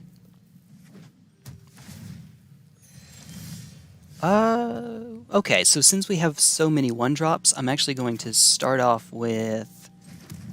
Oh, wait a minute. Yeah, they went in... Yeah, let's play Impulse here. This might not work out. It did not work out. Okay, well, don't we already have a Witherbloom? Yeah, we do. Alright, well, let's gain some life then. Anyway, we had this meme going. I'm not sure if he was taking it seriously. I don't think he was. But we had a meme going on where I would say that I played... They already know about it, it's fine. Snick time. I would play Infect, and at one point in a comment on one of his videos, I posted that I played Infect, and he said, "Did you wash your hands before you typed that?" So, Soul Sisters are not supposed to be big fans of Infect, for obvious reasons. Life gain does absolutely no good. But I don't know. I hope he wasn't taking all that seriously. I hope. All right. Well, we aren't finding Finn this game, so this will be fun. This will totally work out for us. All right. Doesn't matter. They're tapped out, so it's fine. We're not going to play the Ranger's Guile. I don't think it's going to matter for us, but we'll see. Let's go Typhoid Rat, another Blightblade, and then Witherbloom. And just try to set up a board as big as we can. If we happen to find Finn... Yeah, people don't like Infect. Soul Sisters are lame. I don't know about... Oh, uh-oh. Uh-oh. Uh-oh. Yeah, we're going to be too slow. Without Finn, we're too slow. You're too slow. Uh-oh. Roiling regrowth. Alright, so thankfully no landfall shenanigans are happening here. Still, that's, I know what's coming up next turn. Yeah! So we can either set out 3 creatures, which we might need to do, or we can play Foulmire. We can cycle the Foulmire to try to find something else. Yeah, let's just play it. Actually, we can, oh, excuse me, save it, but I don't think saving it for Snakeskin or Ranger's Guile is ideal. I don't think so. Alright. Well, hey there. Oh, yeah. Let's see, looking through chat, I think I missed something. Let's see my live reaction to what you've done. Oh, okay. Let me get it looked up then, really quickly. Eat the brain, save the storm for later. Reminder to Jay to look up what terrible coffee that was. Thank you. I appreciate that. We don't have another creature. If we don't attack with everything, it kind of gives away. You know what? It's a death touch deck. That's fine. Let's leave one of the rats back. Alright. What you got? What do you have? Death touch aggro. Let's go. Death touch aggro. Oh boy. If I do take a restroom break in a bit, that's when I'll take a look and see what it was. Alright. Soulsborne. I knew it. No, you don't. No, you don't. Oh, I should have used Snakeskin Veil. No, it's fine. We want to save the Snakeskin Veil.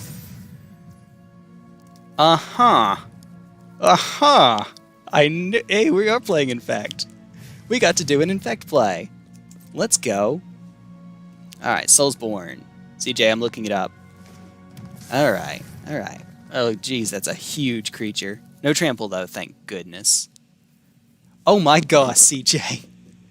Peasantry, big boy with brick, guacamole, Manus. I love the names you're giving them, too. Alright, yeah, pass to blocks. Alright, make them do it. Alright. Rip, big guy. They'll have another one soon enough, I'm sure. Alright. If we can find Finn here, then we just win the game. So let's see if we can... Ah, no, we didn't. No. Oh, I tried.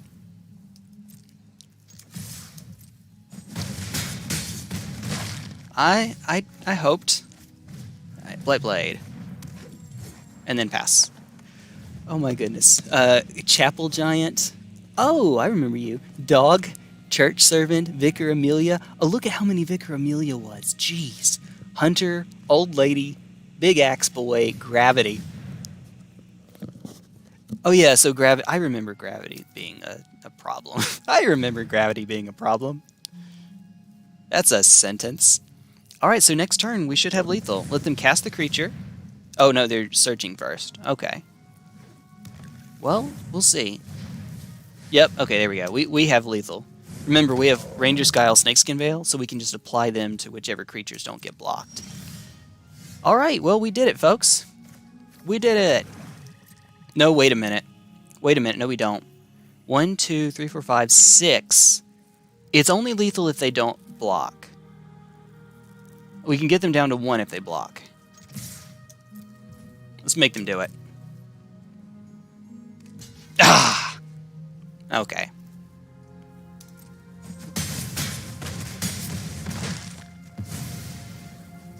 Well, still, they only have 1, now 2 cards in hand, so hopefully we'll be okay. Episode 1 stat. Now, some of these enemies I'm not recognizing by the name, at least not while I'm doing this really quickly. I mean, I get some of these peasantry. Big boy with brick, though. Which one is big boy with brick? Big boy with brick. Hey, we won! We won without Finn! Death Touch aggro, let's go! Let's go! Beanstalk Giant's a good card, but... Who would have known that Ranger's Guile, of all cards, would actually get us there? Who would have thunk it?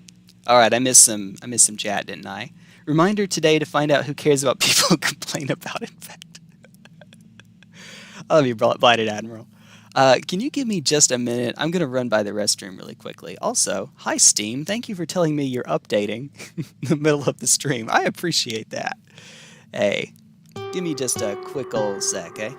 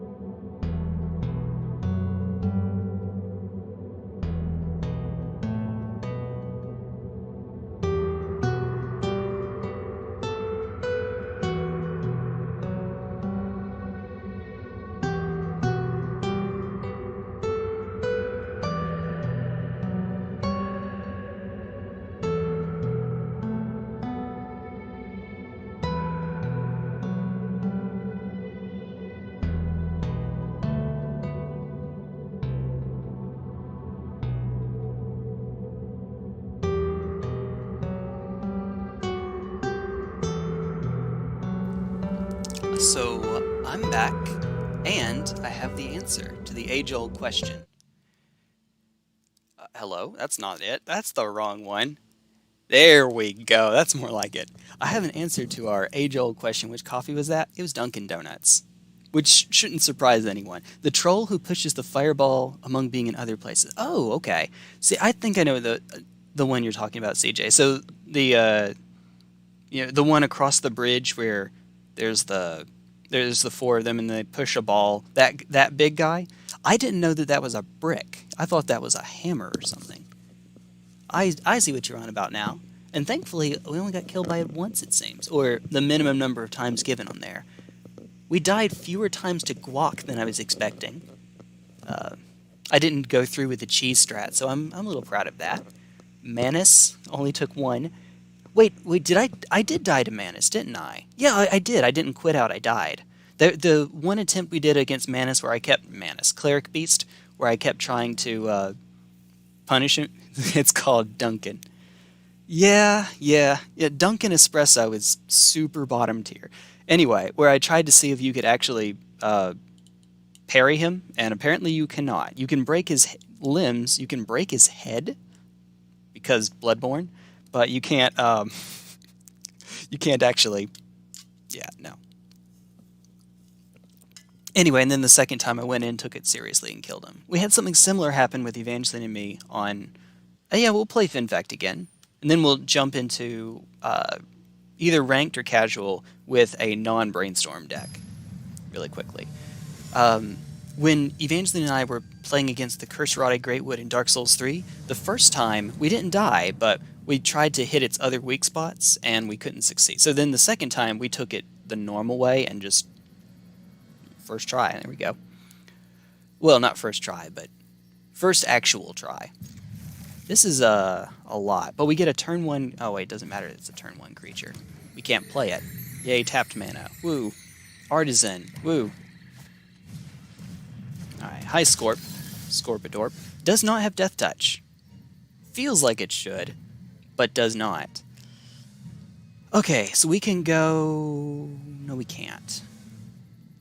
Let's just play out. Let's play on curve. Let's see. Death Touch till end of turn. Doesn't get Menace at any point, though. Still, that's alright. I can live with that. Berserker. Cast your second spell each turn, 2+1. Oh, good God. Good God, that's a lot. Okay. That's good to know. Alright. Attack. Roll. 15. Alright, so it's a 3-1, just Death Touch. Would you like to block? For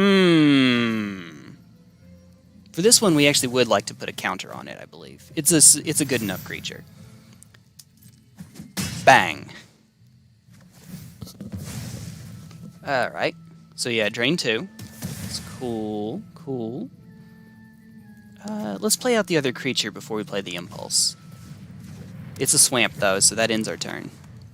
Swamp. Don't want to use the last legal Brainstorm. Oh wait, it's still legal today? Are you serious? Ooh. I don't care about this event. You do normal standard. That's fair. Well, this event at least gives you some rares, like all of the limited events they do. Uh-oh. Uh-oh. Buddy. That's getting out of hand. Alright, Finn. Show up, please. Show yourself. If we play Adventurous Impulse here, we're not going to be able to hold up double Ranger's Guile, which might be an issue. Probably not, actually. Probably not. Alright. I'm not too confident that we'll get it. Then again, they are gaining life here. I probably shouldn't have done that. Alright, roll 2. 19! Okay. The opposite. Well, not opposite, but second lowest versus second highest. Double block to kill it? Alright, that's expected. Alright, save it. Save it, you. This is okay. They're going to use it to go get the one that creates a pest for them. And then they gain 2 life. Ooh. Ooh. That's good. That's good. Actually, that's a card that could have gone in here. It doesn't give an increase to power and toughness like Ranger's Guile. It doesn't give hexproof, but it does effectively save the creature. That's right. Okay, so in that case, come here, you. Ah, I should have. That's fine. It is what it is. It is what it is. And then next time we can play Finn and hold up Ranger's Guile. So it works. Yay! Seriously, Ruklin, I didn't realize that it was still legal today.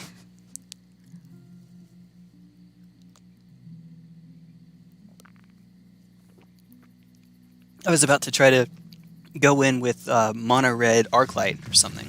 Faithless Looting. That seems really premature. Maybe they got land screwed, but that seems awfully premature. Maybe. Ooh. I don't know about that. You know what? Let's jump into it. Let's see. All right. While we still have it, then. Hello. Hello. Thank you. Historic ranked. Why was I playing Pyromancer in ranked? Oh well. So one last time, probably. Here's the list. Brainstorm, Opt, Faithless Looting, Lightning Axe, Pillar of Flame, Shock, Young Pyromancer, Expressive Iteration, Sprite Dragon, Arclight, Phoenix, Storming Entity, Ox of Agonus, Finale of Promise, Island, Mountain, Riverside Pathway. I can't make that work. Oh well. Oh well. Yeah, so this is the list. Mine is a little different than the one that we saw from Sandy Dog MTG. For one, 4 Fable Passage, which I think is correct because Brainstorm. Instead of having Demi-Lich, I actually don't own a copy of Demi-Lich to be fair, but I run Young Pyromancer here. It's cheaper. Demi-Lich would be better though, for sure. The only downside I can see to it is that you can't use basic mountains on it, and you prefer to have mountain over island in this list, but that's not that much of a concern. You can get Demi-Lich awfully cheap, even without it. So yeah, Young Pyromancer, it's been Crackling Drake, it's been God Eternal Kefnet, that's what it was immediately prior to Pyromancer. Yeah, this is pretty silly. It can take over a game on its own. Usually better in multiples, but the fact that it's only 2 mana, I think makes it not necessarily better, but makes it an okay play. At least this deck does not generally get to 4 mana, and so something like Crackling Drake or God Eternal Kefnet, they can be a little iffy. Just replace Brainstorm with Demi-Lich. That would cut down on the number of instants or sorceries. I'd like to see what other cantrips we have aside from Opt and Brainstorm. It could very well work, though. Let's see. Yeah, this is creature, Opt, iteration, 2 lands, project. Yeah, this is fine. This is okay. And we even have our colors up. Woo. Pillar Flame's a sorcery. It's a Yorian deck. So we probably don't have to worry too much about taking damage here. Alright, let's pass it along and hold up Opt. So it looks like we just took damage for no reason. Yep. Whee. Alright, what do we get? Another Opt, we'll take it. We will take it. We will take it. Usually you want to make the other one red. Alright, let's get a clock out. In before this thing dies. Right away. Yeah, it makes black, and so that means Heartless Act. Or not, actually. Let's see if we can get out before Heartless Act gets to do its thing. Alright, play the iteration first. And yes, we could have actually gotten a Phoenix here. Alright, 1 goes into my hand. Opt. 1 goes into the library. Steam Vents. 1 gets played now. Unfortunately, we can't put Phoenix into the yard because we'd have to target our own creature in order to use Lightning Axe to discard it. So it's a little bit unfortunate, but that's how it is. Well, actually, we'll fire this off now. Sneak a little bit more damage in sooner. And then, hiya. Please don't die. Please don't die. Please don't die. Hey! Trial. Oh, sack a creature. Oops. Okay. Yeah, so this is Doom, isn't it? This is totally Doom. We can fill the graveyard and just get Phoenix out. So this time we will get an island, since we already have one that's making red. Oh boy. There's only one other 1-mana cantrip. Stuff like Crash Through and Warlord's Fury. Yeah, that's where the mono red comes in. So I was thinking of trying to use those. Hi-ya. Crash Through in particular. However, it's important to note that Crash Through and Warlord's Fury only affect the creatures that are out at the time that they resolve. And so, if you play a Crash Through and then get your Phoenix back, it won't have Trample. That said, at least it flies. What are you? Sacrifice another enchantment. Aha! I remember. Oh, yay, and they get it right back. Oh, it's okay. At least it's Phoenix. So, guess what we're getting next turn? Oh, perfect. All right. Discard a cad. Drop Ox. Want that in the yard anyway. Boom. It's a very technical magic term. Boom. No. I think we're good on lands. I think we're okay. Ooh, Pyromancer. Better late than never, buddy, I guess. Alright, this will hopefully play around the creating more of those. And lo and behold, that's our 3rd instant or sorcery. Finale. Ooh, yes. Yes. And then just mash through. There we go. Alright. No more sack effects, please. Dear God, no more sack effects.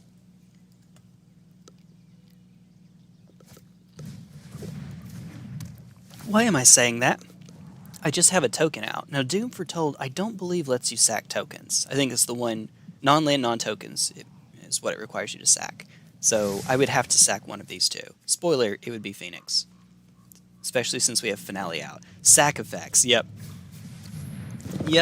Oh, well that's just fantastic. I'll just cast it next turn anyway. X equals 1, after all. Oh boy. Now we don't have any Faithless Looting in the yard though, so we could use Pillar of Flame Opt is probably what we'd make out with it. Yeah, Pillar of Flame Opt. Alright. What are you? Enters the battlefield, choose one, make a pest, draw a card, lose one life, exile their... Ah, okay. Okay, you're cool. You're cool. Well then. I have to do it.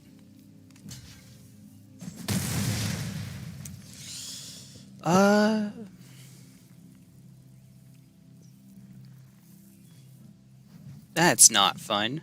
That's no good. Can try to use Finale just to make another token. I have a sneaking suspicion that's not ideal, though. So we don't have anything to use in our hand, but let's hold control to make it seem like we do. Omen? See, and then we wait for a bit intentionally so that they think that we have something here. Just a land, but, you know. Maybe they'll play an Elite Spellbinder just to try to mess with us. Oh boy. Oh, hi, Yorion. Crap. Uh-oh. I think this game is now past us. Yeah. Yeah, I don't think we're making it. So another 3-drop. It's Revolt Dude again. No, it's Apparition. Ah ha ha! Well, hey, Brainstorm. Hello. Alright. Come on, raw Brainstorm. Put 2 back. We can go land to kill both of them, but then we still have to deal with Yorion. That's unfortunate. And we are Brainstorm locked here. And we don't have any instants in the yard. Bang. And sadly, we could only get them to 3, so not enough. We still have to go for their creatures. Bang. Get rid of as many inch of the battlefield effects as possible. And yes, that was 3. Oh, I could have killed them this turn. That was 3. Oh, Jay. I could have killed them. Yeah, I have Brainstorm in my graveyard now. I'm just Jay. Jay, I could have killed them there.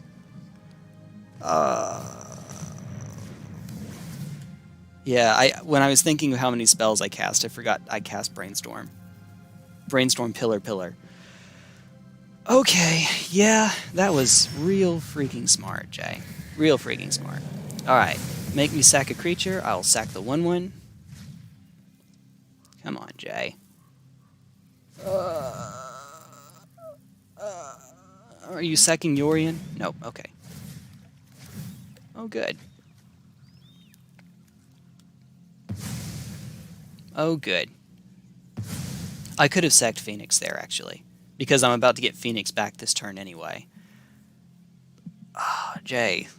Stop making misplays. Stop gaining life. Okay, it's fine. Alright, so we get Brainstorm Pillar. We could also do Iteration here. Brainstorm Pillar or Brainstorm Iteration. We don't have a whole lot of mana here, so let's go for Pillar. If I had played this first, we could actually do Iteration, but we wouldn't be able to cast anything off of it anyway. Alright, come on. Brainstorm, Pillar, let's go. Let's go. Oh, Jay, you genius. We can try to clear the ground, but it doesn't matter. Well, which one is Yorion blocking? Gee, I wonder. Oh. If we put it here, they'll still block. They'll still block Yorion on Arclight Phoenix. No, well.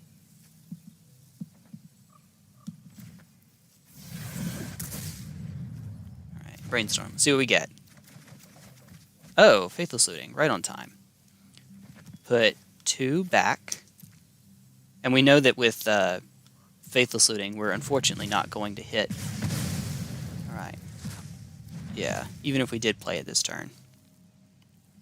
Alright, make them do it. We have enough to go Faithless Looting, Flashback, Faithless Looting, Shock next turn. So even if they kill the Phoenix, we're okay with that.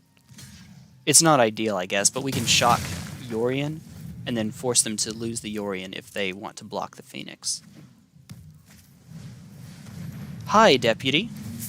Uh-oh. And it takes a token, so we don't get it back. Still, I guess I'm alright with that. Yeah, this game is out of hand. Little bit. Leave it back. You know I have Phoenix. Leave it back. Leave the Yorion back.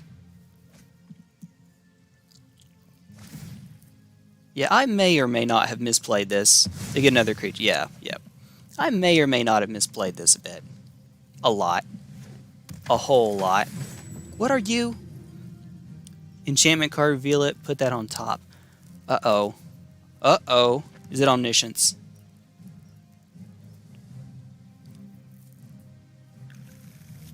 Oh, it's Oath of Kaya. We can't do it this turn, can we? Yeah, I had a chance to win and I missed it. Oops. And we don't even have another one. So if I played Sprite Dragon, we wouldn't be able to get Phoenix back this turn. We wouldn't have enough mana. So I guess we can do this. Sprite Dragon. Oh, well, we... Yeah, doesn't really matter. Discard those two. Flash it back. Shock. Oh, wait a minute. We only have... If we keep Sprite Dragon here. Sprite Dragon, swing, shock... No, that's not enough. We don't have enough to get Phoenix back. Oh, J. 1, 2, 3. Yeah. Mountain, Sprite Dragon. I'm sorry, but little buddy. I'm sorry. Do it again. Let's go. Come on. Another Phoenix. Nope. Not enough. Not exactly. Well, crap. Can force them to block with Yorion.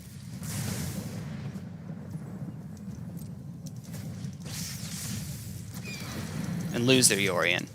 But yeah, we've officially lost this game. Oath of Kaya puts them back to 5. Kills the Phoenix for the umpty 7th time.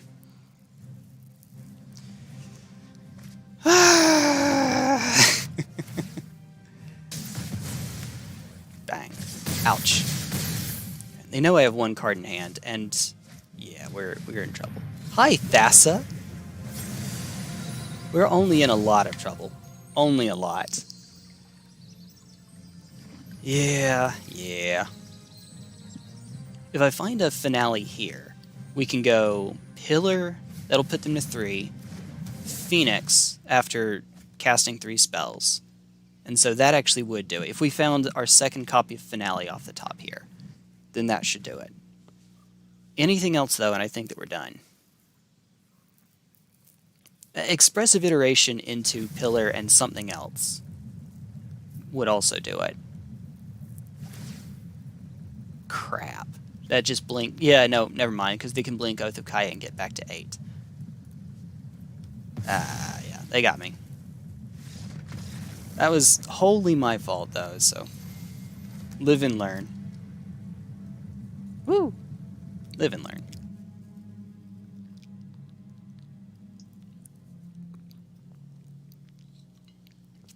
Whale. I am pretty hard on myself when it comes to this sort of thing, but I find being hard on myself helps to make me a better player. Helps me remember those instances so that it won't happen again. That's the hope, anyway. That's what we're hoping for. Hi, you. Also, that's not a good matchup anyway. To be fair, that's a pretty awful matchup. Ooh, okay. I like this. I like where this is going. Let them go first. Steam Vent, Faithless Looting, put Phoenix in the yard, and see where we go from there. Brainstorm, hopefully hit a fetch land. Hopefully. Ooh, yeah, let's absolutely keep. You know, it's a Lurrus deck, so what colors are they playing? If it's Azori, like if it's Auras, then we're in trouble. Nope, it's Rakdos. Okay. We can live against Rakdos. Because we don't run Brace and Barber, there does get to be a point where we just don't have enough to to deal with one of their creatures. And that point comes awfully quickly. Alright. So next turn, we could just play the iteration on curve and only get one card instead of two out of it. Or we could play Faithless Looting again. Or we could play Brainstorm and hope to get a shuffle effect, get a Fable Passage. Or even just an opt to put a card out. Hi, Pyromancer. After my own heart. I love this deck. Alright, so Sprite Dragon is dead. There's no way this thing lives. Let's make them do it. And then next turn we can get two Phoenixes out. So I don't think we care too much.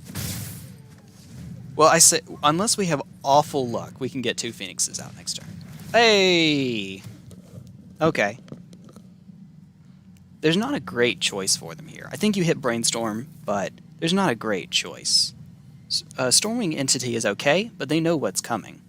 They should know I'm not going for Stormwing next turn. I have two Phoenixes in the yard. Okay, that was the correct play. Now we might not be able to do it. Now we might have to go Faithless Looting, Stormwing.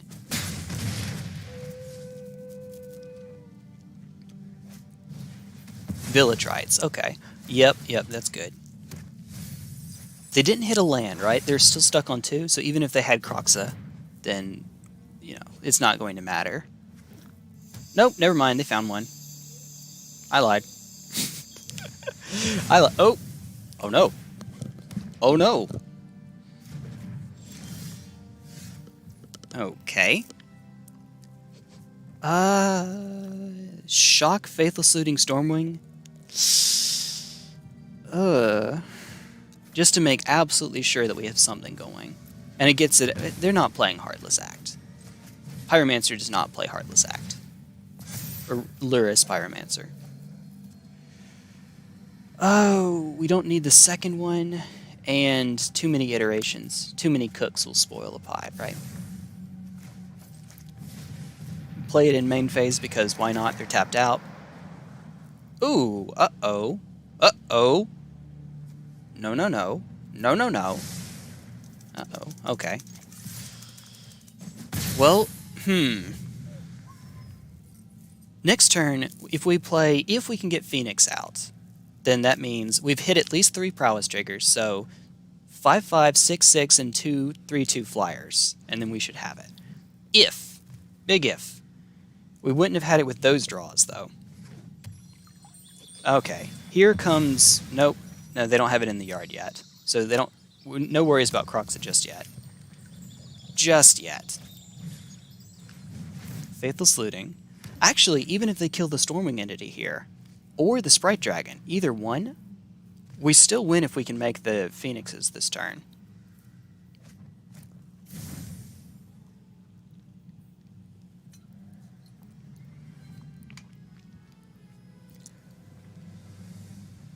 Okay. What you got? What you got?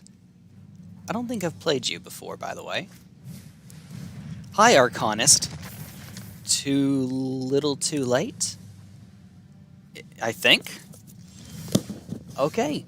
Oh, no. Oh, boy. Okay. Crap. Alright, Brainstorm. I need you to pull through for me. Hey! That's more like it. Thank you, buddy. Thank you. So we can go Iteration Opt. It doesn't really matter at this point. We have the spells that we need. Alright. So yeah, let's just put him back. It doesn't matter. Whatever's good. What's good is... It's all good. What's good? It's all good. Alright. And then we'll get the land from a moment ago. So add Opt to hand. Are these... Oh yeah, they're the same thing. That's awesome. That's awesome. Alright, I misplay if I put it down as a mountain instead. If I make red. Alright, that should be game. Fatal Push will not be enough anymore. You never know. Alright. Hi-ya. No, Fatal Push will be enough, actually. I lied. Because that would have been one shy if they had Fatal Push. Oops. They could Fatal Push the Sprite Dragon, and that would have done it. When Faithless Looting is, is looking legal and standard. I will enjoy the heck out of this card. Now, I also did think of trying to make Rakdos Phoenix a thing. I don't know that it can be a thing, but the idea is that with Rakdos, you don't get a whole lot of extra card draw, but you do get village rights. And so you can use Stitcher Supplier as one of your creatures to try to fill the yard. You can use Young Pyromancer to also make a bunch of tokens, which you can use to sack with village rights or just win off tokens. And then you have Phoenixes. And then maybe like a 1 Croxa. I don't know how many I would run, but probably 1 or no more than 2. And then those would be the only creatures. Well, 1 Croxa, 1 Ox, I guess? I have to think about that. Black would also give me access to cards like Thoughtseize and Inquisition, but those don't, since they don't draw cards, they don't make it easier for me to hit Phoenix later on. The deck would not be as consistent at getting turn 3 Phoenixes out. But we still get Faithless Looting, we still get Lightning Axe, we still get Pillar, Magma Jet, Shock, we still get all those. And we get access to Crash Through, Warlord's Fury. Black gives us Hand Attack to slow other decks down, which this deck doesn't have, unless we... The only way we can slow other decks down is if we play something like Mystical Dispute, or Spell Pierce, or something like that. Yeah. What else are we? Let me try to throw something together really quickly. There's almost not much of a point in keeping this around anymore, but we will just in case. We'll only make one change to it if we do.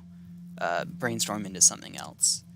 Instead, and I won't be trying this out in ranked right off. We're going to try it in unranked first, just to make sure.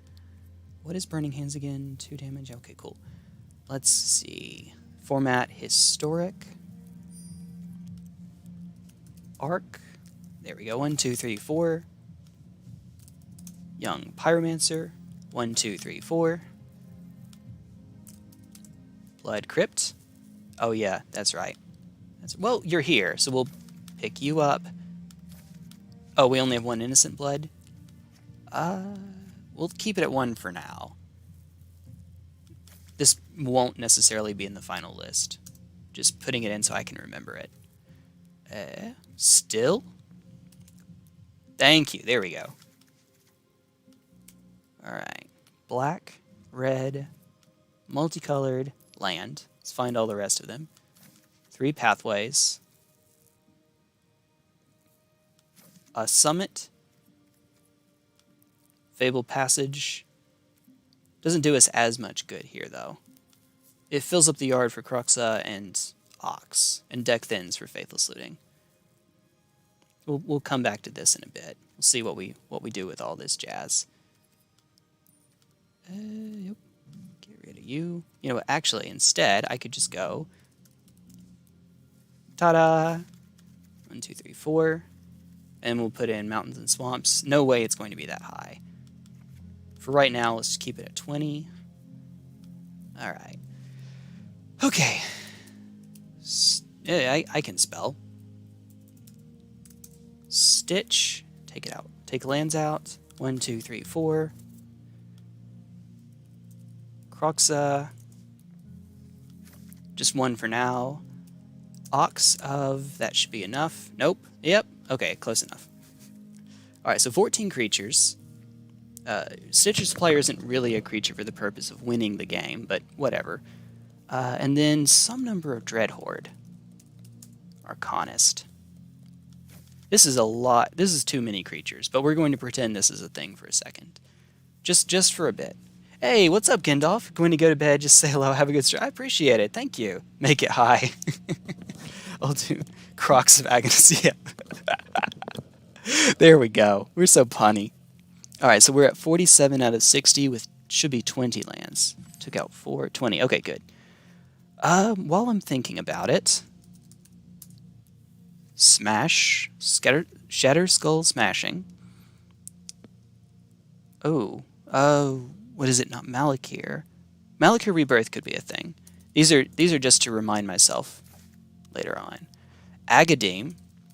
By the way, fun fact, I tried to make a Crypt of Agadeem deck work in Modern. Not Agadeem's Awakening, Crypt of Agadeem. Comes in tapped, you tap it to make black for each black creature in your graveyard. It was a dredge deck. Of course it was. And the idea was that you eventually made so much mana that you could cast Flashback Spider Spawning, or more likely, Army of the Damned, which puts 13 tapped 2/2 zombies into play. The deck was bad. If the zombies didn't come in tapped, maybe, but no, the deck was bad. But it was fun, and I loved it. This was back when Faithless Looting was around, so it was really consistent.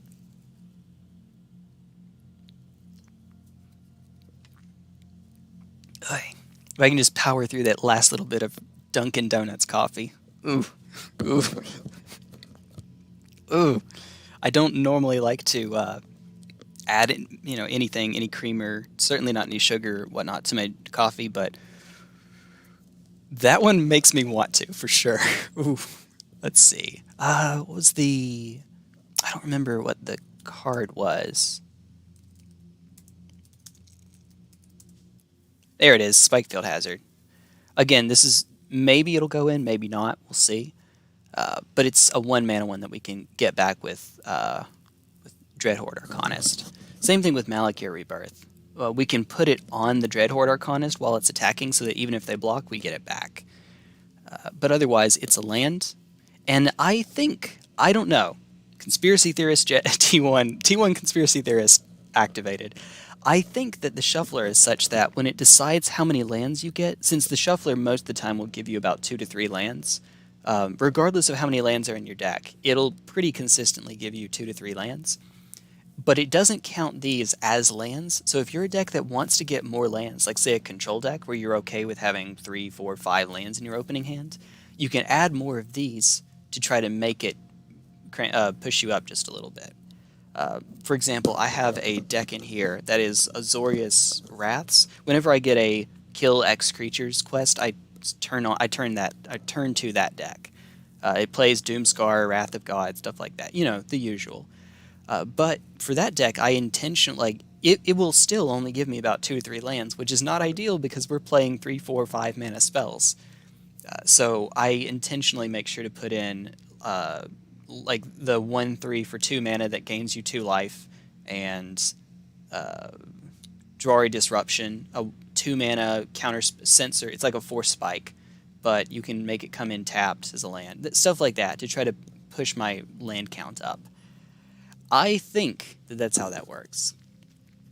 Okay, so let's see. We're at 51, and we still haven't added Shock as a 4 of.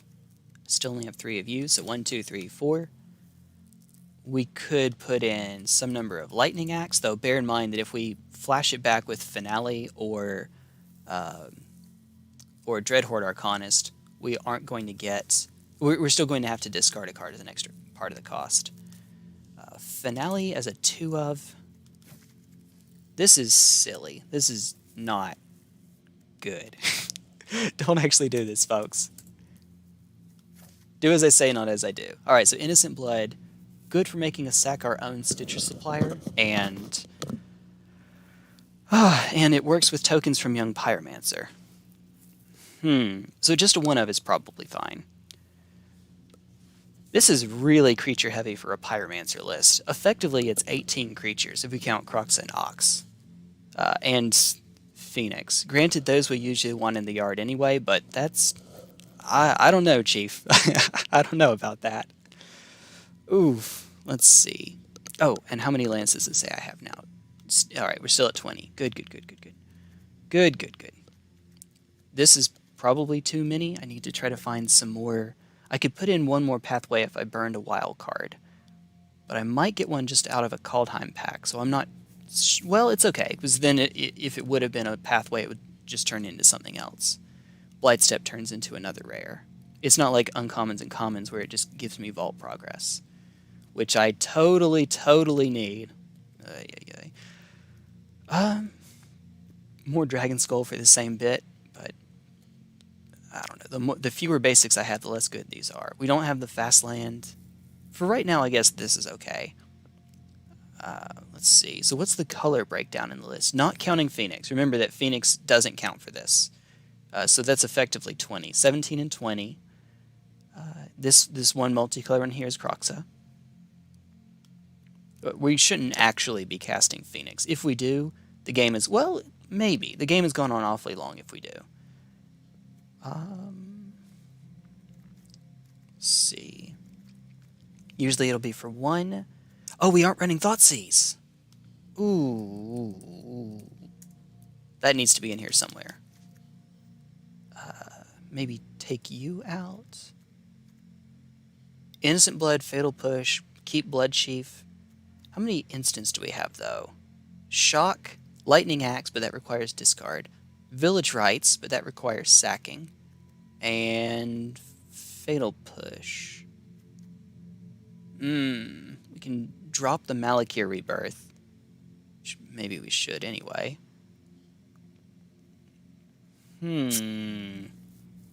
I don't know. It's the only thing we have to protect one of our creatures, and just having it as a 1-of is probably alright. Shatterskull Smashing can't be flashback with Dreadhorde Arcanist. It's another way to remove a creature, but I don't know. We can drop it, perhaps. We can actually go to fewer lands, but 20 is as low as I would like to go in a deck like this. What are your thoughts, folks? If we're adding Thoughtseize, which we're adding Thoughtseize, what would we like to drop? Innocent Blood probably goes, right? There are enough instances, while it will hit our own Stitcher Supplier, and that's good, there may be enough instances where this doesn't get the job done. Can take out Fatal Push, but I'd like to be careful about getting my count too low. It doesn't hit Planeswalkers. Eventually Bloodchief's Thirst will. Also, Historic is a pretty low curve format as far as creatures go. You're either playing low to the ground creatures or... Oh, you know what? Actually, this doesn't work on Coco. For what it's worth, Rebirth is a land. That's part of why I'm still considering it. There are 24 lands if we count the ones that come in, like Malakir Rebirth, Spikefield Hazard, Shatterskull, and Agadeem's Awakening. Otherwise, there are 20 lands. So I guess we could go to 18 by dropping a Swamp and a Mountain. Maybe. Let's call it Rakdos Chicken. There we go. There we go. Alright, and then we just need one more to drop. I could split between Bloodchief's Thirst and Fatal Push. This hits Planeswalkers. Fatal Push will more readily hit the cards that are coming out of Coco, though. And we have enough ways to... Yeah, this deck has enough ways to activate Revolt. I guess we would prefer to have that. We'll go 2 and 2 to start. I don't know that that's necessarily ideal. I like that this hits Planeswalkers, but for it to hit some of the 3-mana spells coming out of Coco, any Coco variant, Angels especially, which is going to kick this deck's butt, we would need something like Fatal Push turned on. Let's see. Yeah, Village Rites, we can shock our own stuff. Croxa will turn it on. Okay, and it's also more instants. So between instants and sorceries, not counting Finale, how many were we rocking? Finale would count in sorcery. Okay, actually we're doing pretty well on instants. Oh, by the way, when you flash back Bloodchief's Thirst with, say, a Dreadhorde Arcanist, this also works on Finale, but it's really mana intensive. So let's say Dreadhorde Arcanist attacks, and you get to flashback Bloodchief's Thirst. You'll cast it for free, and you can separately pay the kicker costs. So if you attack with Arcanist and then you have 3 mana open, you can pay the 3 and you'll cast it with kicker. So yeah, you can actually still make this work. I guess this is it for now. We'll see.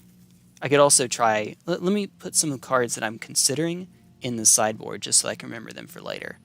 So those would be Inquo. Hello? There we are. Do. Hello? Innocent Blood. Oh, just the one. Oh yeah, they come in separate entries here. What else?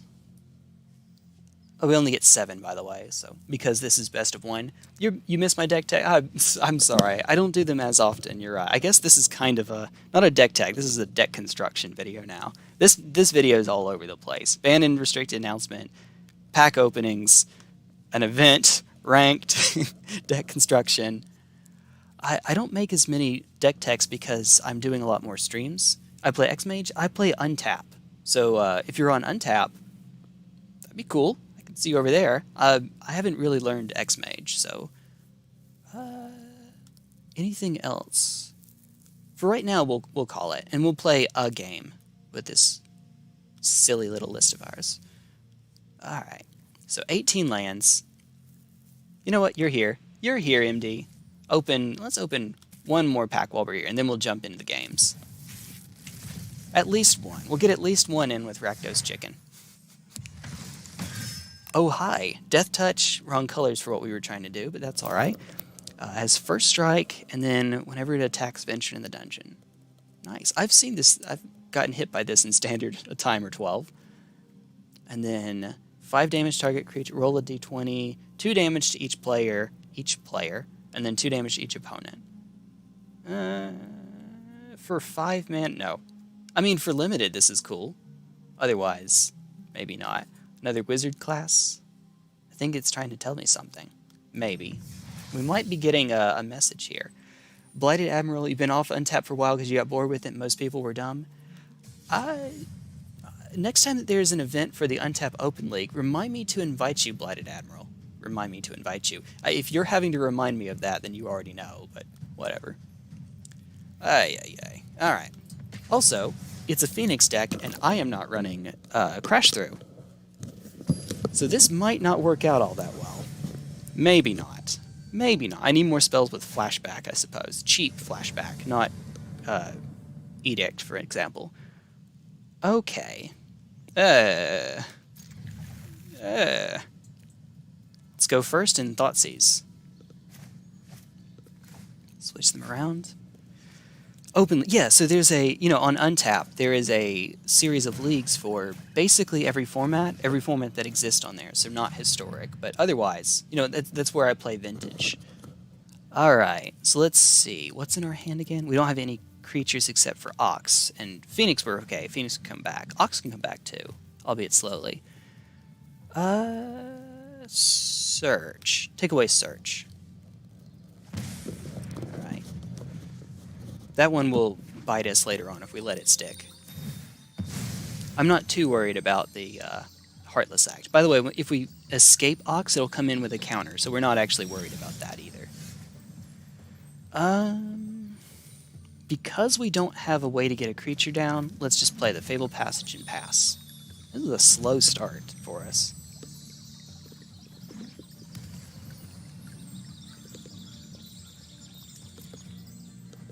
Make sure it's end of turn.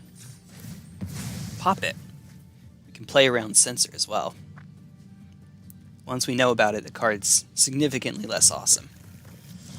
Alright. Start off with Thoughtseize again. Let's see. I dare you to cycle. I dare you. I double dare you. How to play Vintage. 1, don't. 2, be play online. Vintage is fun. I love Vintage. Favorite format. Narset is the one I'm most scared of here, so we'll take the Narset. One about which I'm most scared. I have a sneaking suspicion that Agademe is not going to do as much good. Still, it's probably better to do it this way. Next turn, we can run the Phoenix straight into the Censor. It's not ideal, but we can get it back anyway. And it's something to do with our mana.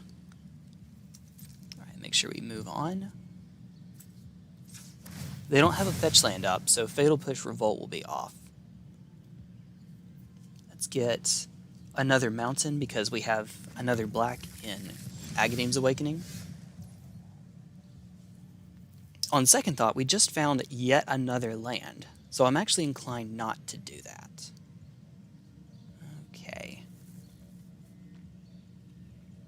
Let's let you come in tapped so that we have 5 mana next turn.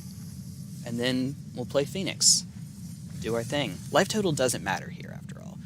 Don't really like online. I can appreciate that. I certainly prefer playing in paper, but especially nowadays, it's just easier to play that online, I find.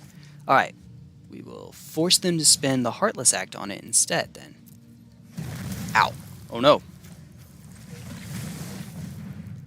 And if they do, then we can sack it to village rights. You're not countering that. Don't you do it. I dare you. Alright, that's fine. Hi-ya. Heartless Act. Do it. You know you want to. There we go. Village rights. I mean, this is not how I had planned on it going, but it works. It's a double Thoughtseize hand. So I can live with... Ooh, hello. Hello, Stitcher's Supplier. Alright, I see 2 instants or sorceries here. And I see 3. Oh, but Lightning Axe doesn't have a target. We could use Lightning Axe, target our creature, hold priority, village rights. That's really janky, but maybe. Oh, hi, Pyromancer.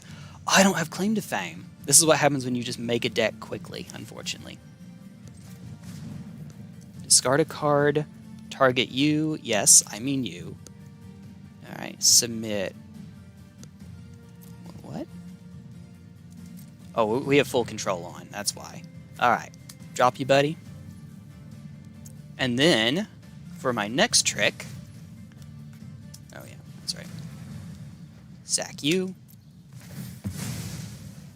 Alright, let's see what happens. Let's see what we get. If that looks weird, that's because it is. Oh, we got another Phoenix. Let's go. Let's go. Phoenix Faithless Looting. Another Phoenix. Ooh, okay. But. If we had another red, we could go Ox and then Shock. Unfortunately, we cannot. So let's just shock their face. Just shock their face. Oh. Do it. Alright, 2 Phoenixes. One more chicken on the way. One more chicken on the way. Alright, they can kill one of them with Fatal Push here. Crack Fabled Passage. Oh, there we go. You can go Crack Fabled Passage, and of course it'll come... It doesn't matter, but it'll come in untapped. And then they can kill a Phoenix. Little do they know, we have more on the way. Ah. I'm waiting for it, though. We have given them so much time. Even when the Thoughtseizes doing their thing, we've given them so much time. I mean, this commence the endgame is going to hurt. Triumph. Okay, so they can actually kill both of them, as it turns out. Or not. Oh, they didn't see it, maybe. Or they're saving it? Fatal Push won't work on Ox, though. Or maybe they're doing it so that they don't deck thin, so they can get another land. That might be why. Because they have to commence the endgame, after all. Okay. First things first. See what we get. See what we get our hands on. Ah. Okay. Hey, buddy. We would have to get some awfully specific cards to make this work. But let's pretend that that's a thing. Also, this is really slow. I apologize. Alright, 1 Stitcher Supplier, 1 Village Rights. Do I have any more lands I can drop here? We have another Lightning Axe. Alright, there we go. Alright, discard our Phoenix. Hopefully we can make this work. Alright, well, could be worse. Oh, how many lands? Oh, wait, we're fine. We still have enough. I should have 1 more mountain in there somewhere. Yeah, we definitely do. Hey! We got there! Although you didn't want Claim to Fame because you don't have many valuable low mana creatures, it gives me 2 spells that I can cast on a given turn. So I can, with a single card, I can go Claim and then Fame, and that gives me 2 for Phoenix. So that's the advantage to that. Otherwise, you're right. It's not ideal. It hits Pyromancer, Arcanist, Stitcher Supplier, so that's 12 creatures. Plus, technically, it hits Croxa. So 13 no, technically, it hits Croxa. That's 13 creatures. Plus, if I still have a creature afterwards, Fame, and then all I need is one more to go. Now I need to find room for that, though. But otherwise, I can certainly see where you're coming from. There's, it doesn't help with ox or chicken. Oh, hey, roast chicken here. And I also don't know how many of these I'm going to try to run anyway. I tried this for so long. Claim in a Village Rites deck, and with Innocent Blood, I tried. There's just too many instances where it's a dead card. So, maybe not.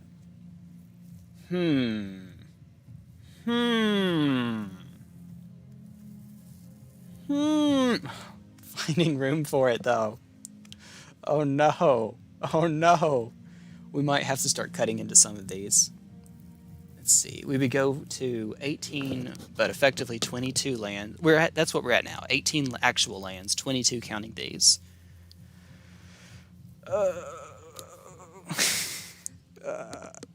Hello, darkness, my old friend. Alright. Thirst is the one that's most on the chopping block right now. Let's try it. Well, I think we have enough ways to turn on Fatal Push. It's okay. Only a 2 of Claim to Fame, though, seems a little odd.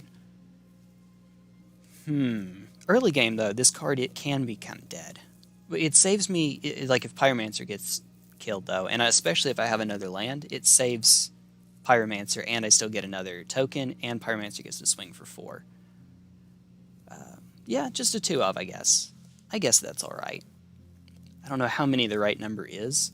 It's competing with Finale as well. They feel very similar. When you have enough mana, this just ends up being enough extra spells. I took out 2 sorceries and put in 2 sorceries, though. I think that's the right way to do it. Should leave me with 8 sorceries, or 12 sorceries. Okay, and then still 14 instants. 12. Nice.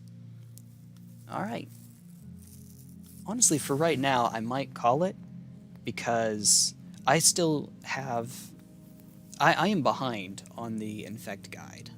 The last update that I did was, I think, 44 pages. I am well behind this time, unfortunately. You know what? We'll open the other packs while we're here, and I need to get that worked on, because that's something for patrons, and I am making you wait and wait and wait, and I'm sorry for that. Part of that is just I need to update Golgari, because we have Ignoble Hierarch. Right after I finished that section, Ignoble Hierarch was spoiled. That was fun. All right, what do we get? Ooh, Hierophant. Hierophant not green, Rukulin. Sadly. When another cleric you control dies, return target cleric card with lesser mana value from your graveyard to the battlefield. Okay. Is there a sack cleric? I'm trying to think if there's a way to make this into an aristocrats deck. Maybe. The way that you could with Scrap Trawler in Modern, where you could use Scrap Trawler to kind of go infinite a bit. Thought you didn't want Claim to... Oh, I just read that. I just read that. Oy, oy. Let's do this again. What do we get? Oh, hi, you again. Other warriors get +1/+1. Nice. And it's Cocoable. So, Naya Warrior Coco, maybe. Or not. Ah. Hello, Vampire Nighthawk. I would have appreciated having you in the Death Touch deck, but you're a rare. Flying Death Touch lifelink powers at least 1. It's 1 plus the number of card types amongst cards in your opponent's graveyard. Now, the toughness never improves, so it's always going to be boltable. Isn't a very golden experience. That is true. That is true. Oh. Well, I should name, if I make another Flyers deck, I should name it Aerosmith. Or what do they call it in English? It's a Lil Bomber or something like that, since they have to change all of the names. That's always fun. Some of them you can still figure out what they're referencing, but some, like Lil Bomber or Zipperman. What is that supposed to? You wouldn't have ever gotten Sticky Fingers out of that. Strick Proctor. Oh, yeah, that's right. Permanent entering the battlefield causes the triggered ability to trigger, counter that ability unless its controller pays 2. I like hate pieces like this. This is fun. Now, it only works on entering the battlefield, but still, that hits quite a bit. They'll still get them if they have enough mana, but you know, Stitcher Supplier, mill none, mill 0. Oh yeah, there's our 4th shock finally, so we can put this shock in. I appreciate that. Oh, hi Elite Spellbinder. I'm telling you, between the Skyclave Apparitions and the Elite Spellbinders, somebody is trying to get me to play Selesnya or Bant Coco. We could do that at some point. I would like to not play Angels, though. I would like to actually just do the value shenanigans, but we're getting to the point where there's so many good Angels off Coco, though. The deck is silly. I like ending the game with 86 life. That's always fun. Ah. Alright. Well, it's pretty late to start a Bloodborne stream, so we'll save that for tomorrow. I'm glad I got to play a little bit. Yeah, we're at 5. This is such a weird number to end on, though. Only 5? It means I don't get those extra coins. There's a quick way we could try to get our one single more win. And it's called being that guy. Why is Tybalt's Trickery still a thing? Okay, competitively the card is not too good. But I think the main reason that it still sees so much play in Magic Arena is because it's a fast way to try to get your wins. Win or lose, you know the outcome quickly, and you can just keep spamming over and over until you get your daily wins. I think that's the reason why, because you don't see it much in Ranked. You do, oh jeez. You do see it in Ranked, just not all that often. Since the deck is so wildly inconsistent. Alright, tapped, pass. Alright, there we go. Since we have Stone Coil Serpent in hand, if we don't pass immediately, then they'll know. Itchy. Itchy all over. Ah! Oh, wait a minute. No, it doesn't matter. Searches the library for a card, puts that on top. Ah, we don't have the ability to play this right now. So what would we like in our hand? I guess let's get another Tybalt's Trickery in case we need to go off again.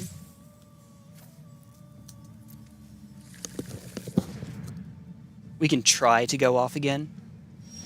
Alright. Let's make you do it. Alright, here we go. T1 Glistener Elf being a jerk. No. Hopefully not. Boop. Boop. Alright, and then we just smash through.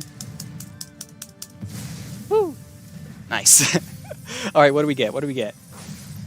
Yay! I don't know that this actually matters, but we'll take it. Kill it. I dare you. I dare you. What's the Samuel L. Jackson? Pulp Fiction. I dare you! Oh, they're going to kill it. Oh, this thing is dead. Heartless act. Do it. You know you want to. Stone... Ah, do it. They're doing it. They're doing it. Ah. Okay, so if you just put something in chat, it said chat disconnected, chat reconnected, so you may need to type it again. I'm sorry. Oh, hi, you. It's 7, so they'd have to exile all the way down. They'd have to get rid of Ugin to get rid of Elish Norn. And then we'd be back to square one. Do it. Do it. Are you going to try to Ghostfire me to death?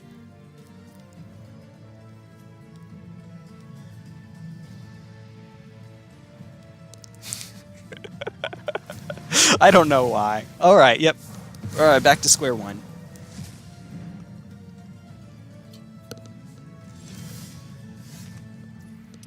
Whale? Alright. Will I find an Ornithopter or a Stone Coil Serpent? What's in my yard? Okay, so I have 7 more in the deck. What did I say about this going quick? No! No! Are you... Wait. Huh. Okay.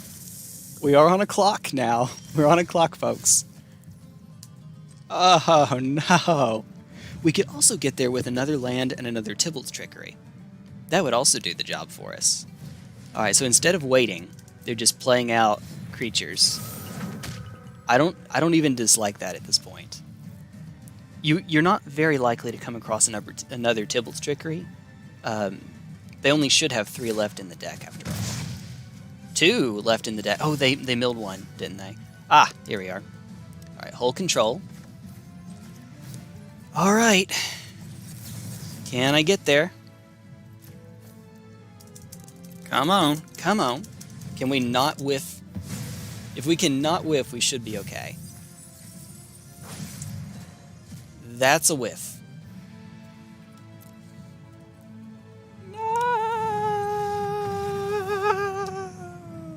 No! It was theoretically possible I could win again, but no. The next 2 draws, 2 or 3 draws needed to be good. But no. Let's not. Let's give him that win. Thankfully, this is unranked, because silly stuff like that. If I were playing this deck in ranked, I would have used the wild cards on Ugin, stuff like that. I still haven't invested in the other 3 Ugins for that reason. It's just 1 in here. Because, again, this is just a deck to try to quickly rack up wins. That's all. That's all. You know, as you do. Also, the deck's too luck dependent for me to try to run it in ranked.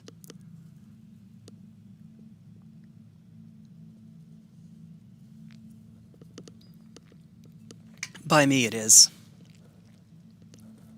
Itchy, itchy nose, nose, itchy, itchy nose. Sorry. Come on. Patience from Zhao. Zhao? Like thou? Oh, hi. We are missing something, but we have Waker of Waves, so maybe we'll get there. We'll pretend that this is a thing. Oh, hi, Courier. Hello. Ow. Hey there. Go. Oh, I could have played an Ornithopter to try to stall. I should have. Oh well. 1 damage. Okay. I should have. Oops. Would have been optimal. It's an O2 after all. Yeah. Itchy nose is itchy. Let's go. You know what we didn't do? We didn't find Tybalt's Trickery. Why am I doing this now? I have no idea. Totally matters. Alright, we get exactly 1 more draw step to try to find it.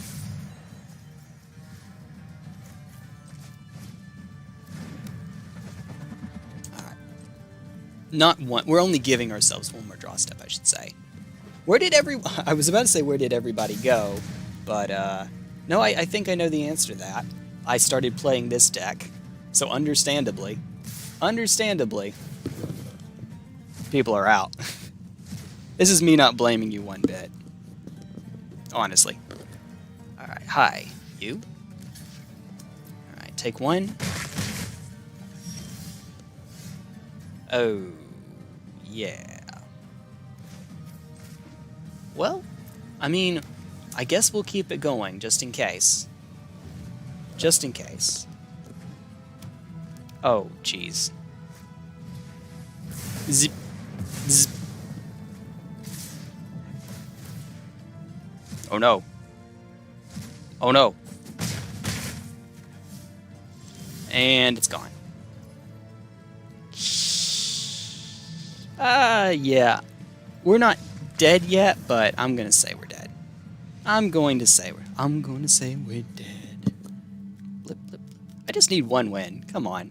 Just having gold on the table like that. You know, we have 50 gold down here. Just like to get rid of that. Maybe. Maybe.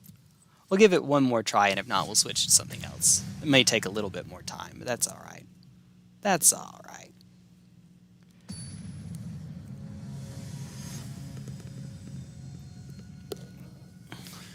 Oh, I've played you before, Imperious Rex. Let's see. Well, we have 0 pieces, so we have to mulligan. To mull it all away. Come on. Any day now. Let's see. Taking their sweet time. It's alright. Aha. So, flip. That's 1. It's easier to keep it if we have Tybalt's trick. Aha! There we go. Trickery, but not the other. All right. So keep. And then drop Ultimatum and Omniscience. Woo! Uh-oh. Uh-oh. Oh, no. Oh, no. And tapped. Pass. Give him the hello. Let him know.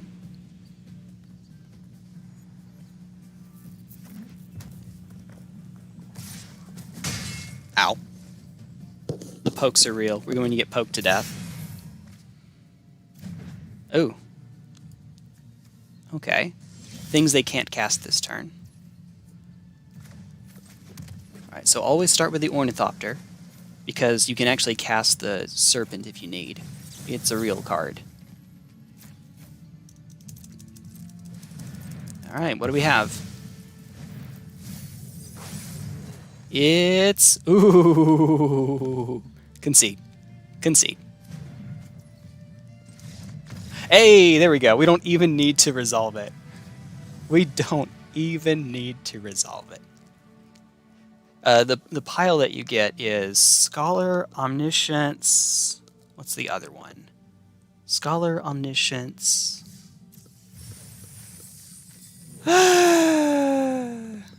Something else. Oh, hey, look, we got another pack. So for the 3 people that are left, you get to see us open something else. Oh,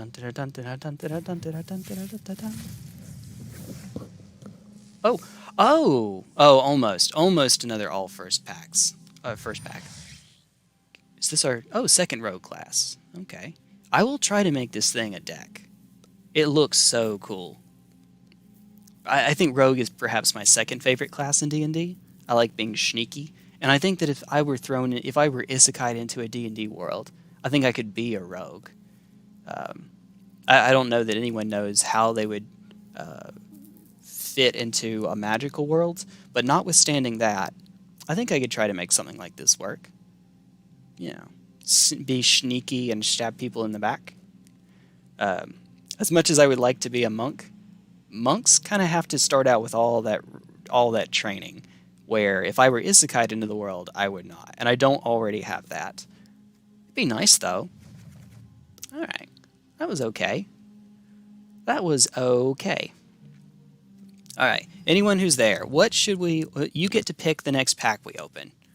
We're going to... just let it be from one of the future standard sets. So, Adventures in the Forgotten Realms, Strixhaven, Kaldheim, or Zendikar Rising.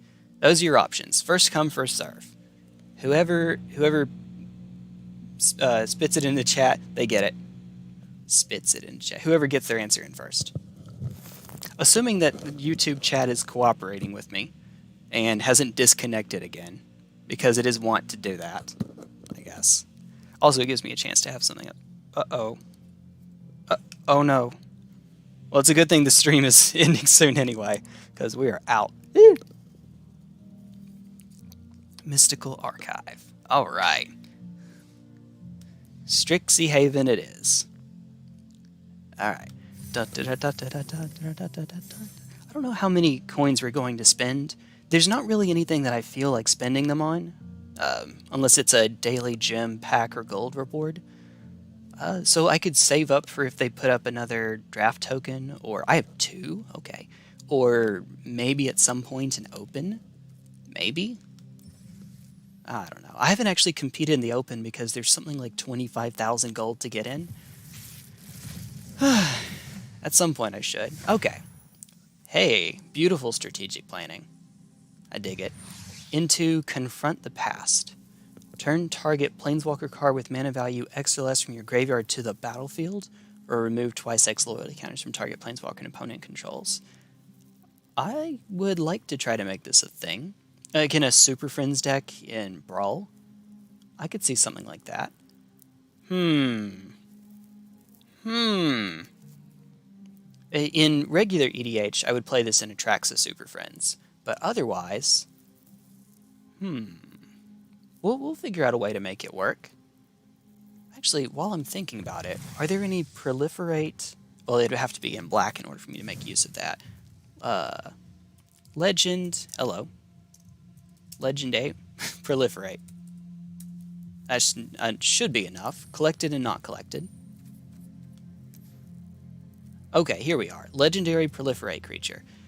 It's not black though, so we couldn't make use of that. When it enters the battlefield, put 2 +1/+1 counters on another target creature you control. When it dies, proliferate, then proliferate again.